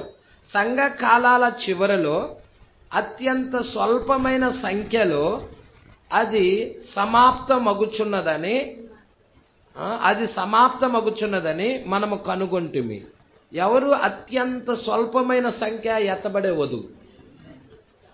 విస్తారమైన మంది ఉన్నారు భూమి మీద, కానీ ఎత్తబడే వాళ్ళు విస్తారం కాదు, అత్యంత స్వల్పమైన సంఖ్య. అత్యంత స్వల్పమైన సంఖ్య అంటున్నాడు. అత్యంత స్వల్పమైన సంఖ్యతో అది సమాప్తమగునని మనము కనుగొంటిమి. ఇచ్చట జాగ్రత్తగా ఆలకించండి. ప్రకటన గ్రంథము 3వ అధ్యాయము 20వ వచనము నుండి 22వ వచనములలో సంఘ కాలాల యొక్క చివరలో యేసుక్రీస్తుకు ఇవ్వబడే స్థానాన్ని గూర్చి మరియు ఆయన వెలుపల నిలబడి ఉన్నాడు. యేసుక్రీస్తుకి ఇవ్వబడే స్థానం ఏంటి? సంఘం ఎలాంటి స్థానం ఇచ్చింది? యేసుక్రీస్తుకి ఎటువంటి స్థానం ఇచ్చిందండి సంఘము? బయటికి తోసేసింది. ఆయన బయట నిలబడి ఉన్నాడు. ప్రజల పట్టుకుంటున్నారా? అందుకంటున్నాడు 20వ వచనము నుండి 22వ వచనములో సంఘకాలాల యొక్క చివరిలో ఉంటుంది. అది యేసుక్రీస్తుకి ఇవ్వబడే స్థానాన్ని గూర్చి చెప్పబడతా ఉన్నది. ఆయన వెలుపల నిలబడి ఉన్న తీరును ఈ ఉదయమున మరలా నేను చదువుచుండగా నా హృదయము దాదాపు బ్రద్దలైపోయినది. సంఘము ఇటువంటి స్థితిలో ఉన్నది అని చూచినప్పుడు ప్రవక్త హృదయము బ్రద్దలవుతా ఉన్నది. సంఘ కాలాల యొక్క ఆఖరులో క్రీస్తు ఎచ్చట ఉన్నాడో చూసారా? మొదటి నుండి చివరి వరకు చూడండి. ఆఖరి సంఘకాలంలో క్రీస్తు ఎక్కడున్నాడు, ఆయన స్థానం ఎక్కడ ఉన్నదో దాన్ని గూర్చి ఆలోచించండి. ఆయన స్థానం ఎక్కడుంది, ఆయన ఎక్కడున్నాడు, ఆయన స్థానం ఎక్కడున్నది, ఎక్కడ ఉండవలసిన ఆయన ఎక్కడికి తీసుకెళ్లారు. ఆయన మన హృదయములో ఉండాలి, మన జీవితంలో ఉండాలి, మన సంఘములో ఉండాలి, మన కుటుంబాల్లో ఉండాలి. కానీ మన కుటుంబాలకి బయటికి నెట్టేసాం ఆయన్ని, మన హృదయంలో నుండి బయటికి నెట్టేసాం ఆయన్ని, మన జీవితాల్లో నుండి బయటికి నెట్టేసాం ఆయన్ని, మన సంఘాల్లో నుండి బయటికి నెట్టేసాం ఆయన్ని, మన దేశంలో నుండి బయటికి నెట్టేసాం ఆయన్ని. లోనికి ఏమొచ్చినాయి? వేరొకటి వచ్చి పడ్డాయి. ఆ వాక్యానికి బదులుగా, ఆ వాక్యం యొక్క స్థానంలో, ఆ క్రీస్తు యొక్క స్థానంలో ఇంకొక దాన్ని ప్రేమిస్తా, దాన్ని ఆరాధిస్తా, దాన్ని ఇష్టపడతా ఉన్నాం. అందుకే నా హృదయం బ్రద్దలైపోతుంది అంటున్నాడు ప్రవక్త. ఎంతమంది క్రీస్తుకి ఆ స్థానం ఇవ్వలేక మరి బయటికి నెట్టేసినప్పుడు క్రీస్తు బయట ఉండి ఆ యొక్క తలుపు తడుతున్నాడంటే మరి ఎంతమంది హృదయం బదలవుతా ఉండాలండి. Praise lord. యజమానుడే కదండి ఆయన, ఈ సమస్త సృష్టిని సృష్టించిన సృష్టికర్త కదండి ఆయన. మరి మొదటి రాకడలో ఆయన ఎవరైనా ఏ సంఘమైనా స్వీకరించినదా, ఏ ఇళ్ళైనా ఆహ్వానించినదా? ఆయన పుట్టేటప్పుడు కూడా బయట పశువుల పాకలో పుట్టాడు. Praise Lord. మొదటి రాకడలో ఎలాగున్నదో రెండో రాకడ పరిస్థితి కూడా అలాగే ఉన్నది కదా. రెండో రాకడలో సంఘమేమైనా ఘనంగా ఆహ్వానించి రాయ్యా అని పిలుస్తుందా?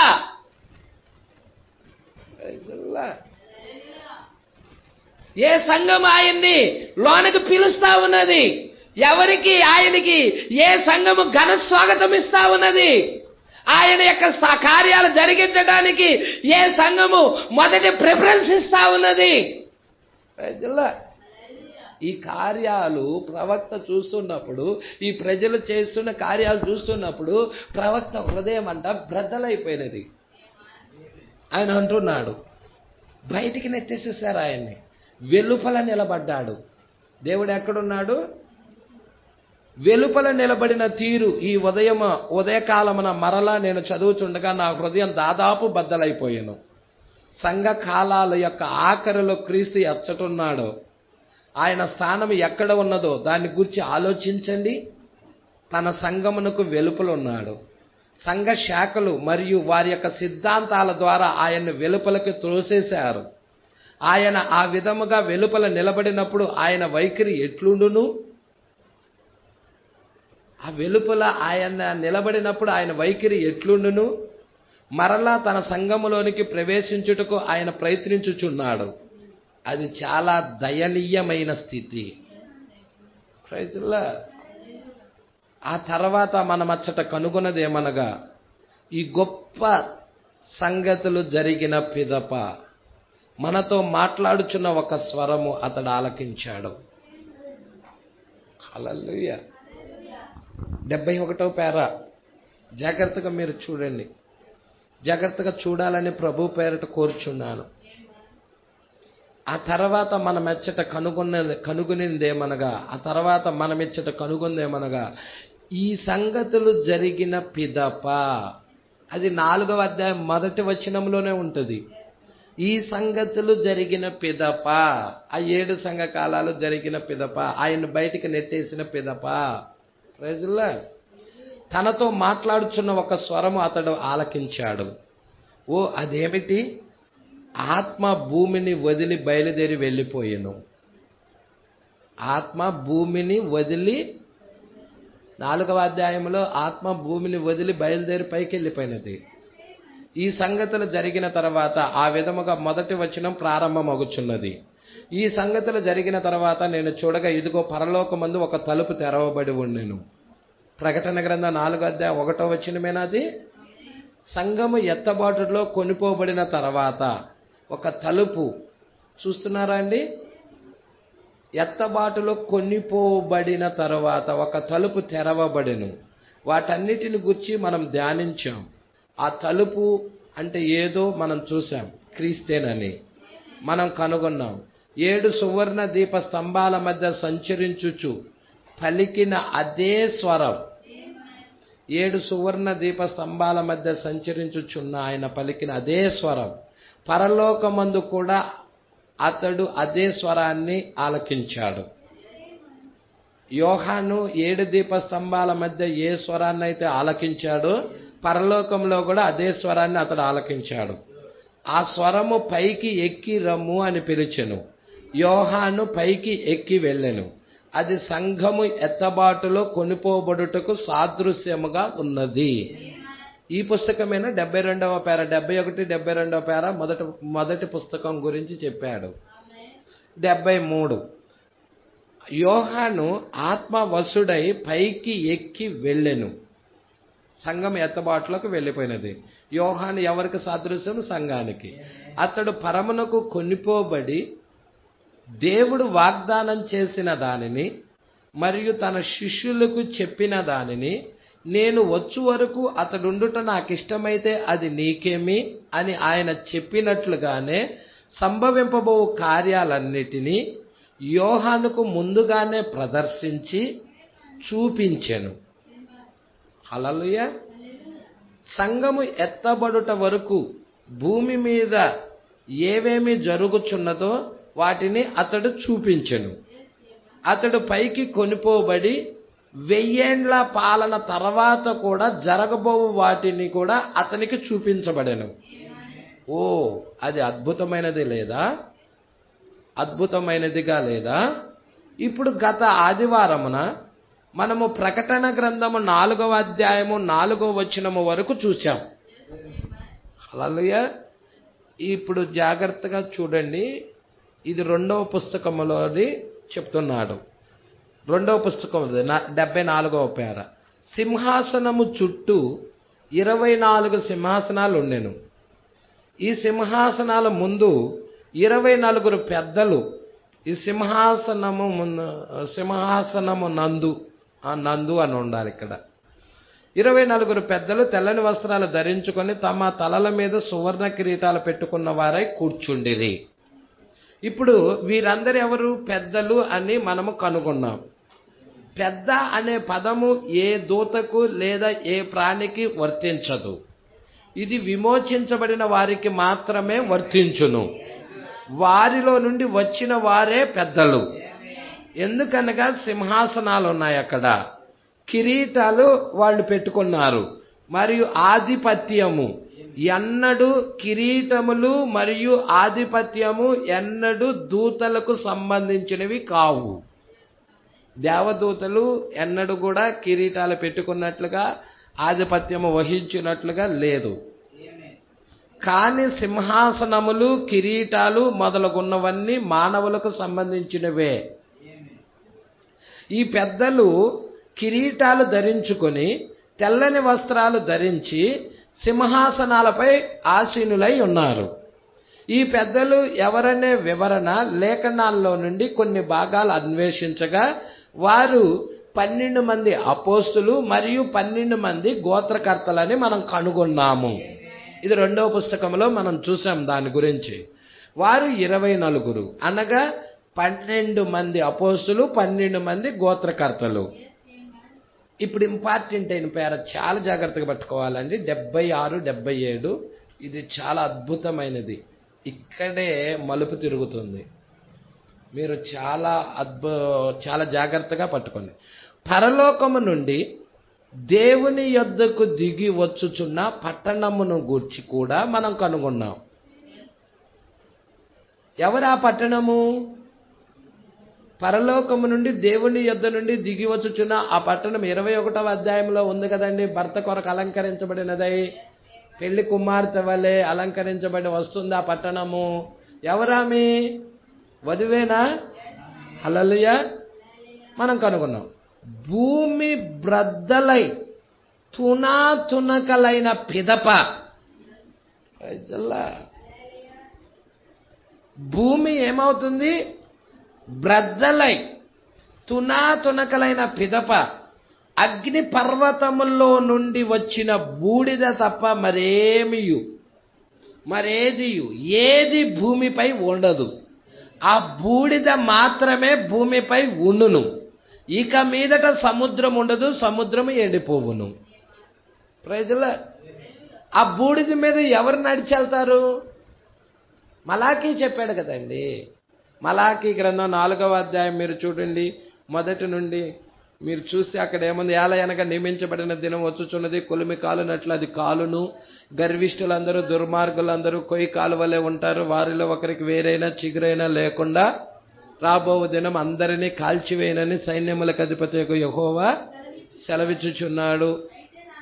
అయితే నా నామమందు భయభక్తులు గలవారకు మీకు నీతి సూర్యుడు ఉదయించును, అతని రెక్కల ఆరోగ్యాన్ని కలగజేయును. కనుక మీరు బయలుదేరి కొవ్విన దూడలు గంతులు వేయునట్లు గంతులు వేయుదురు. నేను నియమించబోవు దినమున దుర్మార్గులు మీ పాదముల క్రింద. చూసారా అండి? చెప్తున్నాడు కదా అక్కడ. ఏంటి అది? హల్లెలూయా. దుర్మార్గులు అందరూ ఏం కాబోతున్నారు? బూడిద కాబోతున్నారు. హల్లెలూయా. ఏం కాబోతుంది? మొత్తము అగ్ని ద్వారా నాశనము కాబోతా ఉన్నది. మరి ఇక్కడ మీరు చూడండి, పాత్రలు అవే మనం తెలుసుకోవలసిన వారమై ఉన్నాము. ఈ లోకానికి ఏం జరగబోతుందో మనం ఎరగవలసిన వారమై ఉన్నాము. మనము కాలం యొక్క ముగింపులో ఉన్నాము. జాగ్రత్తగా మీరు చూడండి, ఇక్కడ ఏమంటున్నాడో చూడండి. పరలోకము నుండి దేవుని యొద్ద నుండి దిగి వచ్చుచున్న పట్టణమును గూర్చి కూడా మనం కనుగొన్నాం. భూమి బ్రద్దలై తునాతునకలైన పిదప అగ్ని పర్వతము నుండి వచ్చిన బూడిద తప్ప మరి ఏది భూమిపైన ఉండదు. ఆ బూడిద మాత్రమే భూమి మీద ఉండును. ఇక మీదట సముద్రము ఉండదు, సముద్రం అనేది ఎండిపోతుంది. నిన్న రాత్రి ఎవరో ఒకరితో నేను మాట్లాడుచున్నాను. మొన్నటి దినమున ఎచ్చటో ఒక చోట అనుకుంటున్నాను, ఒక కాలమున ఈ భూమి ఎలాగా కనబడినదో అనే విషయాన్ని గురించి మాట్లాడుచున్నాను. భూమి ఈ విధముగా ఉంటూ సూర్యుని చుట్టూ తిరుగుచు ఆ సూర్యుని యొక్క ఉష్ణోగ్రతను భూమి అందంతటా సమాంతరముగా ఉండెను. సూర్యుని యొక్క ఉష్ణోగ్రత భూమి అంతటా సమాంతరంగా ఉన్నది. పట్టుకుంటున్నారా? మరి ఎందుకని ఇది మారింది? ఎప్పుడు మారింది? ఈ విషయాలన్నీ జాగ్రత్తగా పట్టుకోండి. ఆ సూర్యుని యొక్క ఉష్ణోగ్రతను భూమి అందంతటా సమాంతరంగా ఉండెను. బ్రిటిష్ మంచు కొండలలో ఒక దానిని 500 అడుగుల లోతు వరకు పేల్చి చూచిన ఎడల అచ్చట తాటి చెట్లను మీరు కనుగొనగలరు. ఎన్ని అడుగుల లోతుకెళ్ళాలి? మంచు కొండలు, బ్రిటిష్ యొక్క మంచు కొండలు. హల్లెలూయా.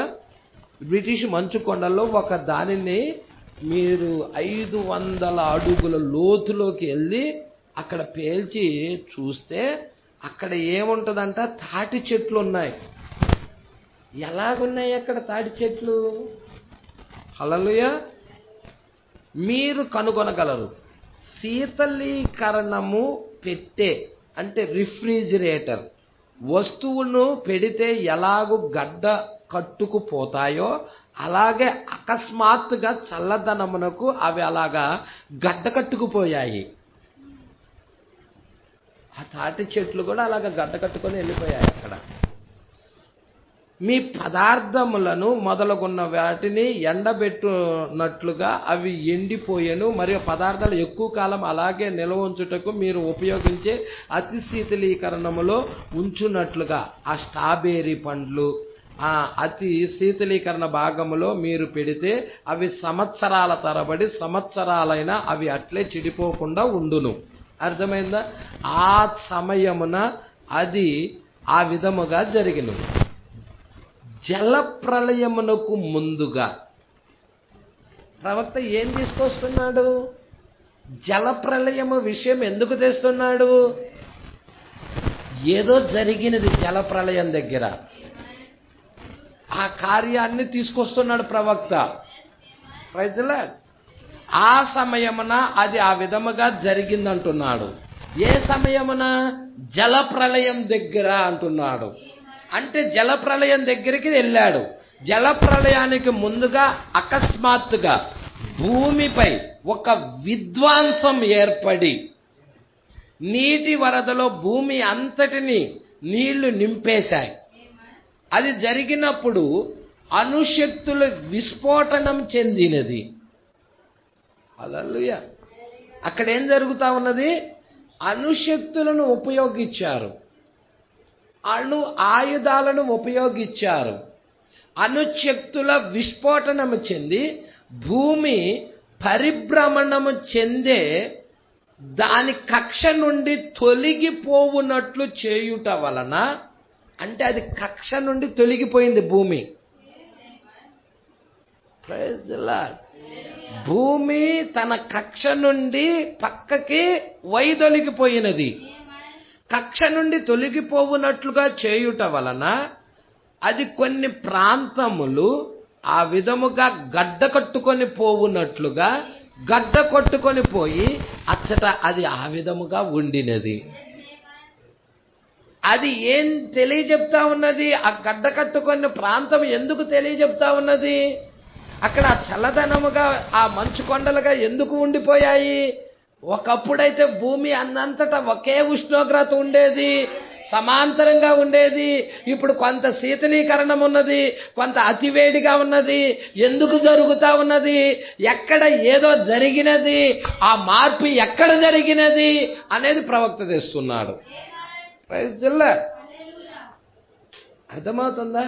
ఇప్పుడు తిరిగి మరలా భూమి తన కక్షలోకి వెళ్ళాలంటే 7వ దూత తన పాత్రని వాయుమండలం మీద కుమ్మరిస్తున్నాడు.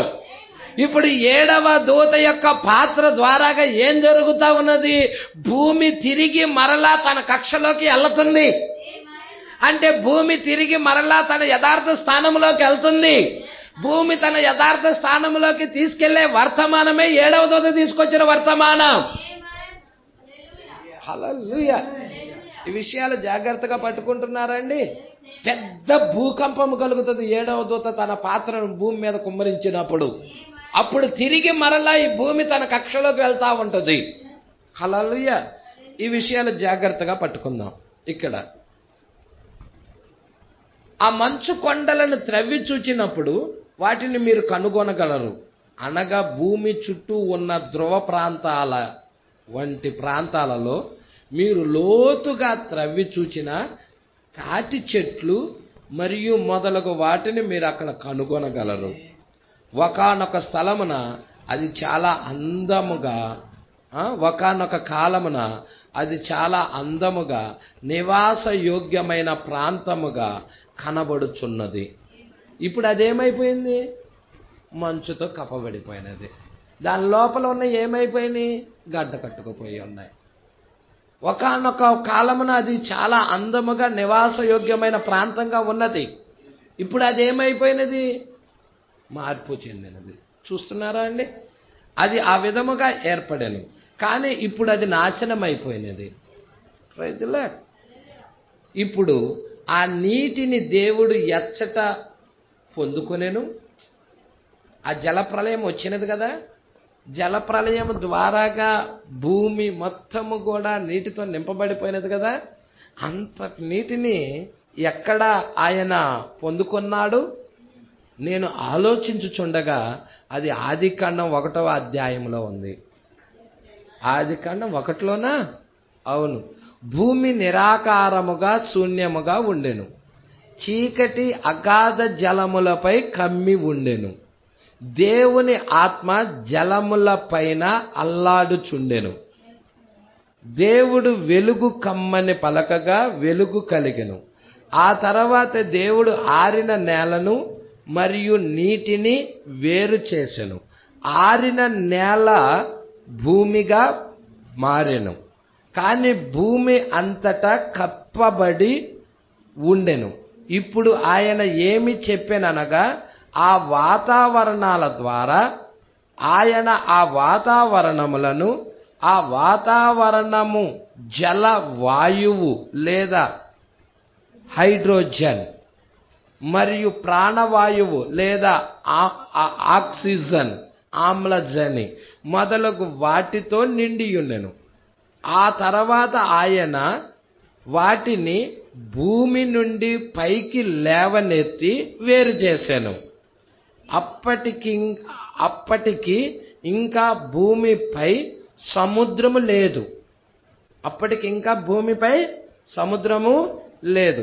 దేవుడు భూమిపై నీళ్లు కుమ్మరించెను. అప్పటికి ఇంకా వర్షాలు కూడా కురియవు. నీటి ఊటల ద్వారా మరియు అటువంటి వాటి ద్వారా ఆయన భూమిపై నీరు పారునట్లు చేసెను.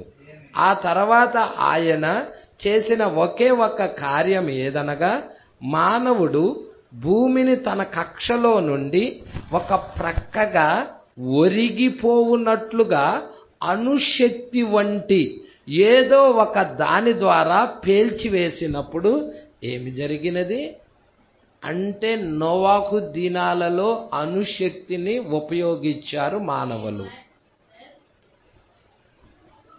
చూసారా అండి? భూమిని పాడు చేయవాడు దేవుడు వాడిని పాడు చేస్తాడని చెప్పాడు కదా. హల్లెలూయా. అణుశక్తిని ఉపయోగించారు వారు. ఆ అణుశక్తి ద్వారాగా భూమి తన కక్షలో నుండి ఒక పక్కగా ఒరిగిపోయినది. అణుశక్తి వంటి ఏదో ఒక దాని ద్వారా పేల్చినప్పుడు ఏం జరిగిను, అప్పుడు ఉష్ణోగ్రత ఒక ప్రక్కగా మరియు చల్లదనం మరొక పక్కగా భూమి యొక్క శీతోష్ణ స్థితులు మార్చివేశాను. ఒక పక్క ఉష్ణము, మరొక పక్క చల్లదనం ఏర్పడెను. ఏమి పోగైనది? సరిగ్గా ఆ కిటికీల యొద్ద చల్లగా ఉన్నదా లేక వేడిగా ఉన్నదా అనే దానిని అనుభూతి చెందగలం. ఇచ్చట చల్లగాను మరియు అచ్చట వేడిగాను ఉన్నది. ఆ చెమటను మీరు చూడగలుగుచున్నారా? వర్షము అనగా చెమట తప్ప మరేమీ కాదు. నీళ్లు బూడిదాయి ఉన్నవి.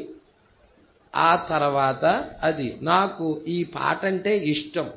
ప్రశస్తమైన ప్రభువా, పచ్చిక బయలుపై మీ హస్తమును పెట్టితివి, మీ అద్భుతమైన హస్తమును పర్వత శ్రేణులపై పెట్టితివి.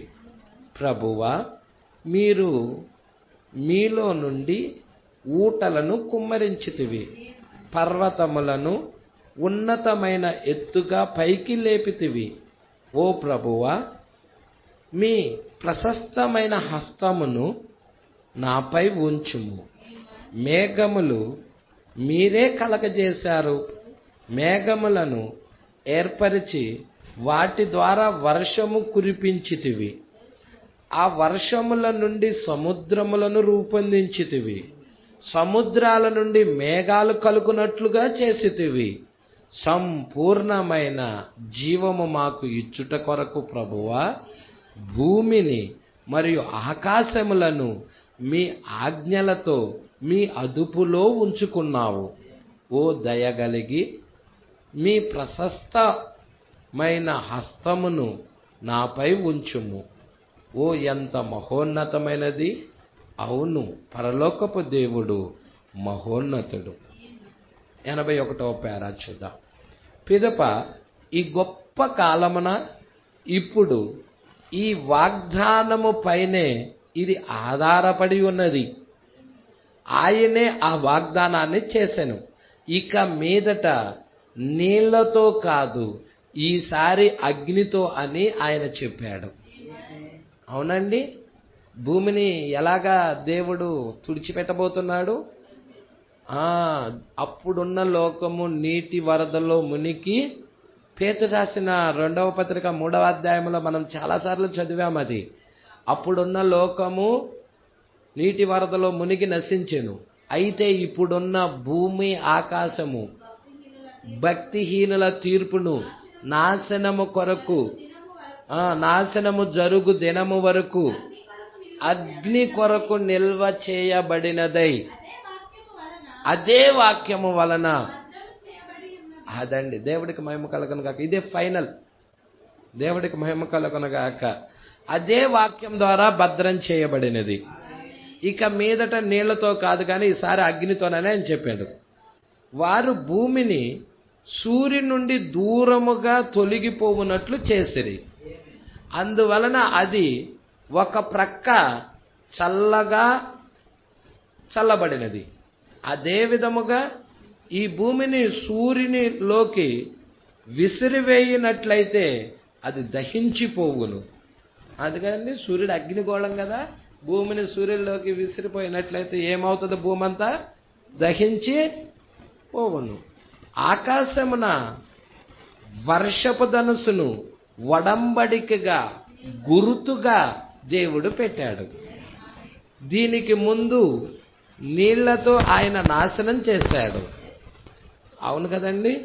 అంతకు ముందు జలప్రలయం ద్వారాగా నాశనం చేసిన తర్వాత వడంబడిక గుర్తివ్వబడినది. ప్రైజ్లా. మరి ఆకాశంలో ఆ యొక్క వర్షపు ధనుసును పెట్టాడు. ప్రైజ్లా. ఈ విషయం మీరు పట్టుకుంటారనుకుంటున్నాను. జాగ్రత్తగా పట్టుకుంటారు. ఇక మీదట నీళ్లతో దాన్ని నాశనం చేయను గాని ఈ భూమిని అగ్నితో నాశనం చేసేదనని ఆయన వాగ్దానం చేశాను. అందువలనే పాపములలో మరియు ఆకర్షణీయమైన తలుకు బెలుకులు మరియు సమస్త శరీర వాంఛలనే భయంకరమైన లోక కార్యాల వైపుగా మీరు పరిగెత్తుచున్నారు. హల్లెలూయా. చూసారా అండి ప్రజలు ఎలాగెళ్తున్నారో? ప్రజలంట పాపములలో ఆకర్షణీయమైన తలుకు బెలుకులుగా ఉన్న వాటి వైపుకి తిరుగుచున్నారు. సమస్త శరీర వాంఛలు కోరికల వైపుకి తిరుగుతున్నారు. భయంకరమైన లోక కార్యాల వైపుకు పరిగెత్తుచున్నారు. ఇలా అంతమేంటి? అగ్ని. అగ్ని అని హెచ్చరిక చేస్తా ఉన్నది వాక్యం. కొంతకాలం క్రితం పచ్చిక బయళ్ళ గుండా నేను గుర్రముపై స్వారీ చేయుచు వెళ్ళుచుండగా నేను చిన్న బాలుగా ఉన్నప్పుడు నా చరిత్ర పుస్తకములో మరియు భూగోళ శాస్త్ర పుస్తకములో చదివిన వాటిని మరియు గొప్ప పడమటి మైదానములను గురించి నేను ఆలోచించేవాడిని. ఏదో ఒక దినమున ఎచ్చట పాపము లేని ఆ ప్రశాంతమైన మరియు నిర్మలమైన ప్రాంతమున నేను జీవించదనని. హల్లెలూయా. ఎంతమంది కోరుకుంటున్నారండి పాపము లేని ఆ ప్రశాంతమైన నిర్మలమైన ప్రాంతాన్ని ఉండాలని? పంట పొలాలలో నేను తిరుగుతూ ఒక రెడ్ ఇండియన్ వలె వేటాడేదనని, అచ్చట ప్రశాంతముగా నేను జీవించదనని, నా జీవితకాలం అంతా నేను అచ్చటే జీవించదనని ప్రవక్త చెప్పాడు. కానీ ఇప్పుడు అచ్చట తెల్లవాళ్ళు ఉన్నారు. ఒక తెల్లవాడు ఎక్కడ కాలు పెడతాడో అతనితో పాటు పాపమును కూడా తీసుకొని వెళ్ళును. అతడు ఒక భయంకరమైన హంతకుడు మరియు ఈ భూమి మీద జనులందరినీ చంపేవాడు. ఆ తెల్లవాడే హంతకుడు. అన్ని జాతుల వారికి ద్రోహములను తలపెట్టే ద్రోహి అతడు. మీకు తెలుసా రెడ్ ఇండియన్ల గురించి ప్రవక్త మాట్లాడాడు ఎన్నో సీన్లో? అపాజీ తెగ గురించి, రెడ్ ఇండియన్స్ గురించి, రెడ్ ఇండియన్స్ గురించి ప్రవక్త మాట్లాడా? విన్నారా? అపాజీ తెగ గురించి మాట్లాడా? జెరోనియం గురించి మాట్లాడా? హల్లెలూయా. వినండి, ఇది జాగ్రత్తగా పట్టుకోవాలి మీరు. దేవుడికి మహిమ కలుగును గాక. కొంతకాలం క్రితం అనగా 2 వారాల క్రితం వార్తాపత్రికల్లో సహోదరుడు టామ్ ఇచ్చుట ఉన్నాడా? ఒక విషయమును చదివాను. దాన్ని వార్తాపత్రికల్లో నేను నమ్ముచున్నాను. ఇప్పటి నుండి ఇంకో 10 సంవత్సరాల వరకు అమెరికా వారికి ఆఫ్రికాకు వెళ్ళునట్లు అనుమతించని ఎడల, అనుమతించిన ఎడల అంటే 10 సంవత్సరాలకి ఆఫ్రికాకి వెళ్ళటానికి అమెరికా వారు ఆఫ్రికాకి వెళ్ళేటట్లు అనుమతి ఇచ్చిన ఎడల ఆఫ్రికా దేశంలో ఉన్న సింహాలు మరియు ఏనుగులు పూర్తిగా నాశనం చేసి అవి కనబడకుండా చేస్తారు వీళ్ళు. మరి ఈ అమెరికా వారైనా వచ్చి ఏం చేశారండి? ఆ రెడ్ ఇండియన్లు అమెరికాని, మరి అమెరికాలో వాళ్ళు మత స్వేచ్ఛ కొరకు వచ్చారు. వారు ఈ బ్రిటిష్ వారి దగ్గర నుంచి వారు వచ్చి మరి మత స్వేచ్ఛ కొరకు వచ్చి ఆ అడవుల్లో వారు ఉంటూ, ఆ పొలాల్లో ఉంటూ వారు ఆ యొక్క గేదెలు వాటిని చంపుకొని వాటి మాంసం తింటా ఉండేవాళ్ళు వాళ్ళు ప్రజల.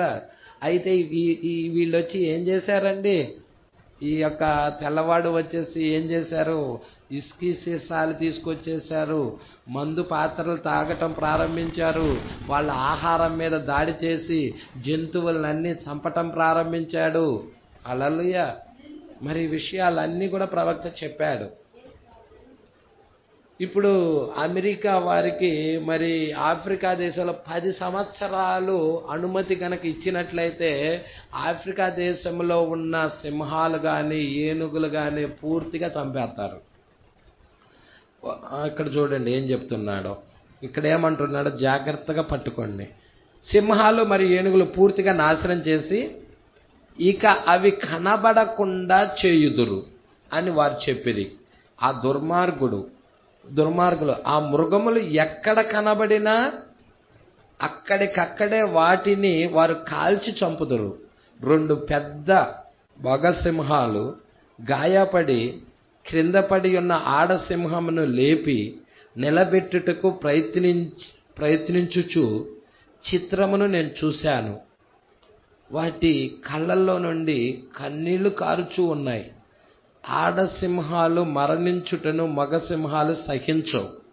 ఆ 2 పెద్ద మగసింహాలు ఆడసింహమును ప్రక్కలో పట్టుకొని ఈ విధముగా లేపుటకు ప్రయత్నించినను ఆ ఆడసింహము నిలబడలేక క్రింద పడిపోవుచున్నది. దానికి తుపాకీ తూటు తగిలి శరీరము చిన్నా భిన్నమై పడిపోయినను దేనిని పడితే దానిని నిర్దాక్షణముగా కాల్చుటకు అతడి చేతిలో తుపాకీ ఉండుటకు అతడు అనర్హుడు. అది నిజం. ఆ తుపాకీని ఎలాగూ ఎచ్చట ఉపయోగించాలో తగినంత జ్ఞానము అతడికి లేదు. ఇప్పుడు కొన్ని సంవత్సరాల క్రితం నేను కనుజు అంటే దుప్పి మందను నా మంచి స్నేహితుడగు సహోదరుడు రాయ్ రాబర్ట్స్ యొక్క మైదానంలో ఒక్కటిగా చేర్చుటకు ప్రయత్నించుచుంటిని. వాటిలో కొలరాడా వైపుకు నేను నడిపించుచుండగా మేము మంచి మందను కలిగి ఉన్నామని మాకు తెలుసు. సహోదరుడు జెఫ్ మరియు నేను సంవత్సరాల తరబడి మేము వాటిని కలిగి ఉన్నాము. మా యొద్ద ఇంచుమించు 80 కనుజులు గల మంద గలదు. 80 కనుజులు. డెన్వర్ అను స్థలములో నుండి కొంతమంది అధికారులను వేటాడుటకు అనుమతినిచ్చిరని మాకు తెలిసినది. వేటకు ఉపయోగించే చొక్కాయలను ప్యాంటులను తొడుక్కొని వారితో కట్టుకొని ఉన్న బూట్లను ధరించుకొని ఉండిరి. వారు ఏటగాళ్ళు. అవును, వారందరూ ఒక గుంపుగా తగిన సామాగ్రితో జీపులను మరియు అనేకమైన వాటిని తీసుకొని అచ్చటకు వచ్చారు. మేమున్న మా ప్రాంతానికి వారు వచ్చారు. మేము ఈ కనుజుల మందను కొండపైకి వాటి వెనక ఉండి తోలుకుంటూ వెళుచున్నాం. అవి దారి పొడుగున మేయుచూ వెళుచున్నవి. వయస్సులో పెద్దదైన ఎద్దులను మరియు ఇతర మందలను ఆ కనుజుల మందకు దూరముగా ఉంచాలి. అట్లు చెయ్యని ఎడల అవి కనుజుల మందను చెదరగొట్టును. ఆవులు లేక గొర్రెల వంటి మందల వలె ఇవి కూడా ఉండును. అడవి జంతువులు కూడా మనవలే ఉండును. ఇటువంటి వాటిని వేటాడుటకు లక్ష్యముగా పెట్టుకోకూడదు. వాటిని వేటాడాలంటే అడవిలో దానికంటూ ఒక స్థలము గలదు. అచ్చటనే మీరు ఏటాడాలి. అది నిజం. ఒక కసాయి వాని వలె వాటిని చంపుట సిగ్గుచేటు. అది పాపం. అది దేవుని యందు భయము లేని తనమగును. వారు తమ భుజాలపై తుపాకీని పెట్టుకొని 123 తూటాలను ఉపయోగించిరి. ఆ తూటాలను నేను లెక్క పెట్టాను. మరుసటి ఉదయం బాక్స్వుడ్ సహోదరుడు నాతో ఉండెను. మేము ఆ కొండపైకి వెళ్ళాము. రక్తపు మడుగులో మరణిస్తున్న 19 జంతువులను నేను చూచాను. 19 జంతువులు. వేటాడుటను గురించి వారికి ఏమీ తెలియదు. మీరు పెద్ద జంతువులను అలాగ చంపవచ్చు. అలా పెద్ద జంతువులను అలాగ చంపవచ్చు అనగా వాటికి ఒకే దెబ్బతో ఎక్కడ గురి చూచి కాల్చవలెనో సరిగ్గా ఒక్క దెబ్బతో కాల్చి చంపవలెను. కానీ ఎలాగు పడితే అలాగ చిన్నపిల్లల వలె బాంగ్ బాంగ్ బాంగ్ అని వారు ఇష్టము వచ్చినట్లు కాల్చేశారు. అవి చనిపోయాను. వాటిలో జబ్బు గల వాటిని మీరు చూచి కాల్చి చంపినా అందువలన ప్రయోజనము ఉండదు. అప్పటికప్పుడే అవి చెడిపోవును. రాబందులు, తోడేళ్లు మొదలగు ఇంకా అలాంటివి వచ్చి వాటిని తినును. ఆ తుపాకీ తూటాలకు బలి అయి పెద్ద గిట్టలు గలవి పెద్ద ఎద్దులు 2 అడుగుల వరకు రక్తమును దారగా విరజిమ్మిన రక్తపు మడుగుల్లో పడి ఉండెను. 19 ఎద్దులు బలి అయి అచ్చట పడి ఉండెను. అటువంటి క్రూరమైన దుష్టుల చేతిలో తుపాకీలను కలిగి ఉండుటకు అనుమతించుట వారికి యుక్తమైనది కాదు. అది నిజం. అటువంటి ఆ దుర్మార్గుని యొద్ద తుపాకీ ఉండుటకు ఏ అర్హత లేదు. అది చాలా క్రూరమైన కార్యం. అలాగు చేయుట పాపమగును. అది భయంకరమైన కార్యం. కానీ వారు అమెరికా వారు. వారి చర్యలు అలాగే ఉంటాయి. కెనడా వారులారా, ప్రశస్తమైన కెనడా నుండి వచ్చిన వారులారా, మీ దేశంలోనికి అమెరికా వారు వెళ్తుంటే అమెరికా వలె కెనడా కూడా కొన్నాళ్లకు సర్వనాశనమై దిగజారిపోవును. అమెరికా దేశం యొక్క సరిహద్దుల్లో కెనడా దేశం యొక్క సరిహద్దుల్లో చుట్టూ మీరెచ్చటకైనను వెళ్ళి చూడండి. ఆ చుట్టూ అమెరికా దేశం యొక్క వాతావరణమును మీరు కనుగొనగలరు. ఈ అమెరికా అన్ని దేశాలకు ఒక వేశ్యవలే ఉన్నది. చూసారండి, టెక్నాలజీ అంతా అమెరికా నుంచి వస్తుంది. అన్ని దేశాలకు అది ఒక వేశ్యవలే ఉన్నది. ఖచ్చితంగా అమెరికా పరిస్థితి అదియే. ఇప్పుడైతే ఆ పరిస్థితి నుండి అమెరికా ఇంకా నీచముగా దిగజారిపోయినది. అమెరికా తన అంతిమ దశకు వచ్చుచున్నది. అమెరికా ఏ విధముగా ధ్వంసమైపోవునో పరిశుద్ధ గ్రంథం దానిని గూర్చి చెప్పుచున్నది. అమెరికా దిగజారిపోయి కుళ్ళిపోయి నీచముగా మారిపోయి చెడిపోతుంది. అదే ఖచ్చితంగా నిజం. ఒకప్పుడు అమెరికా ఒక గొప్ప దేశంగా ఉన్నది. సువార్త వర్తమానమును అనేక ప్రాంతాలకు వ్యాపింపజేసెను. కానీ ఆ దేశము అలాగ దిగజారిపోవునట్లు ఏది చేసెను? ఎందుకనగా అమెరికా సువార్త వర్తమానమును నిరాకరించి మరియు సత్యమును త్రోసివేసినది. ఆమె పరిస్థితి భయంకరంగా మారిపోయెను. అమెరికా వినాశనమునకు దగ్గరలో ఉన్నది. దానిని గూర్చి మీరు దిగులు పడవలసింది ఏమీ లేదు. నేను దాన్ని గూర్చి చూసిన దర్శనము ప్రకారం అది ప్రభువు ఇలాగూ సెలవిచ్చుచున్నాడు. అమెరికాకు నాశనము దగ్గరలోకి వచ్చినది. దాని పాపాల కొరకు ఆమె క్రయము చెల్లించబోచున్నది. గతములో అమెరికా ఒక గొప్ప దేశం. ఇజ్రాయేల్ దేశము వంటి వాటన్నిటి కంటే ప్రపంచ దేశాలన్నిటికల్లా అమెరికా చాలా ప్రసిద్ధి చెందినదై ఉన్నది. కానీ ఇప్పుడు అమెరికా తనను తాను నిశ్చయముగా కలుషితము చేసుకున్నది. వర్తమానాలను అది త్రోసివేసినది. వర్తమానములను త్రోసివేసి అమెరికా దేనిని కోరుకొనెను? అమెరికా ఇప్పుడు చాలా దిగజారిపోయిన స్థితిలో ఉన్నది. అమెరికా ఇప్పుడు ఎంతటి అట్టడుగు స్థితిలో ఉన్నదో మీరు చూడగలరు. అది అందరికీ తెలిసిన విషయమే. గత ఎన్నికల ద్వారా తన యొక్క ఆత్మ సంబంధమైన స్థితి ఏమిటో అమెరికా చూపించెను. ఉషు, కానీ తన స్థితిని గురించి అమెరికా ఎరగక ఉన్నది. పట్టుకుంటున్నారా అండి? అమెరికా నాశనము గురించి మీరు చూసారా? ప్రవక్త 7 దర్శనాలు చూసినప్పుడు 7వ దర్శనం ఏంటి? America blasting. అమెరికా ఫస్ట్లో ప్రారంభించినప్పుడు మంచిగానే ప్రారంభించినది, కానీ చివరికి అది దిగజారిపోయి పాపానికి గురైపోయి ఉన్నది. దాని మీదకి వినాశనం ఉన్నది.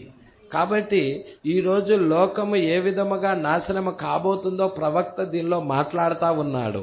ఏ విధముగా జలప్రళయము ద్వారాగా మరి ఆ యొక్క అక్షం అనేది తప్పుకున్నదో మరి దేవుడు మాట్లాడాడు. దానికి ముందు, జలప్రళయానికి ముందు వారు అణు ఆయుధాలను ఉపయోగించటం ద్వారాగా ఆ కక్ష నుండి భూమి కొంచెం ప్రక్కకు తొరిగటం ద్వారాగా అక్కడ ఒక పక్క ఉష్ణోగ్రత ఎక్కువగా, ఒక పక్క శీతలీకరణం ఉండటము, వాటన్నిటి గురించి ప్రవక్త దీనిలో తీసుకొని వచ్చి ఉన్నాడు. మరలా తిరిగి 7వ దూత తన పాత్రను కుమ్మరించినప్పుడు అది సరికాబడబోతా ఉన్నది. కాబట్టి ఈ విషయాలన్నీ కూడా ప్రవక్త మాట్లాడుతూ వస్తా ఉన్నాడు. ఈ భూమి యావత్తు కూడా దహించి వేయటానికి సిద్ధముగా ఉన్నది, బూడిద కాబోతా ఉన్నదని ప్రవక్త మరి మాట్లాడుచూ ఉన్నాడు. ఇప్పుడు మనల్ని మనం సిద్ధపరచుకుందాం. వాక్యం ద్వారా మనల్ని మనం తయారు చేసుకొని వాక్య వెలుగులో నడుచుకుంటే ఎత్తబాటులోకి మనం వెళ్దాం. దేవుడు మాటలు దీవించి ఆశీర్వదించునుగాక. నెక్స్ట్ వారం మనము 89వ పేరా నుండి చూద్దాం. ఈ 24 పెద్దల గురించి ఇక్కడ మాట్లాడుతూ ఉన్నాడు. తర్వాత 5వ వచనమును చూద్దాం అంటున్నాడు. ఇక్కడ నెక్స్ట్ వారం నుండి మనకు వర్తమానం వస్తూ ఉంటుంది. ఈ యొక్క మెరుపులు, ధ్వనులు, ఉరుముల గురించి 5వ వచనము నుండి స్టార్ట్ చేసి ప్రవక్త మాట్లాడుతూ ఉన్నాడు. నెక్స్ట్ వారం చూద్దాం. దేవుడు మాటలు దీవించి ఆశీర్వదించునుగాక.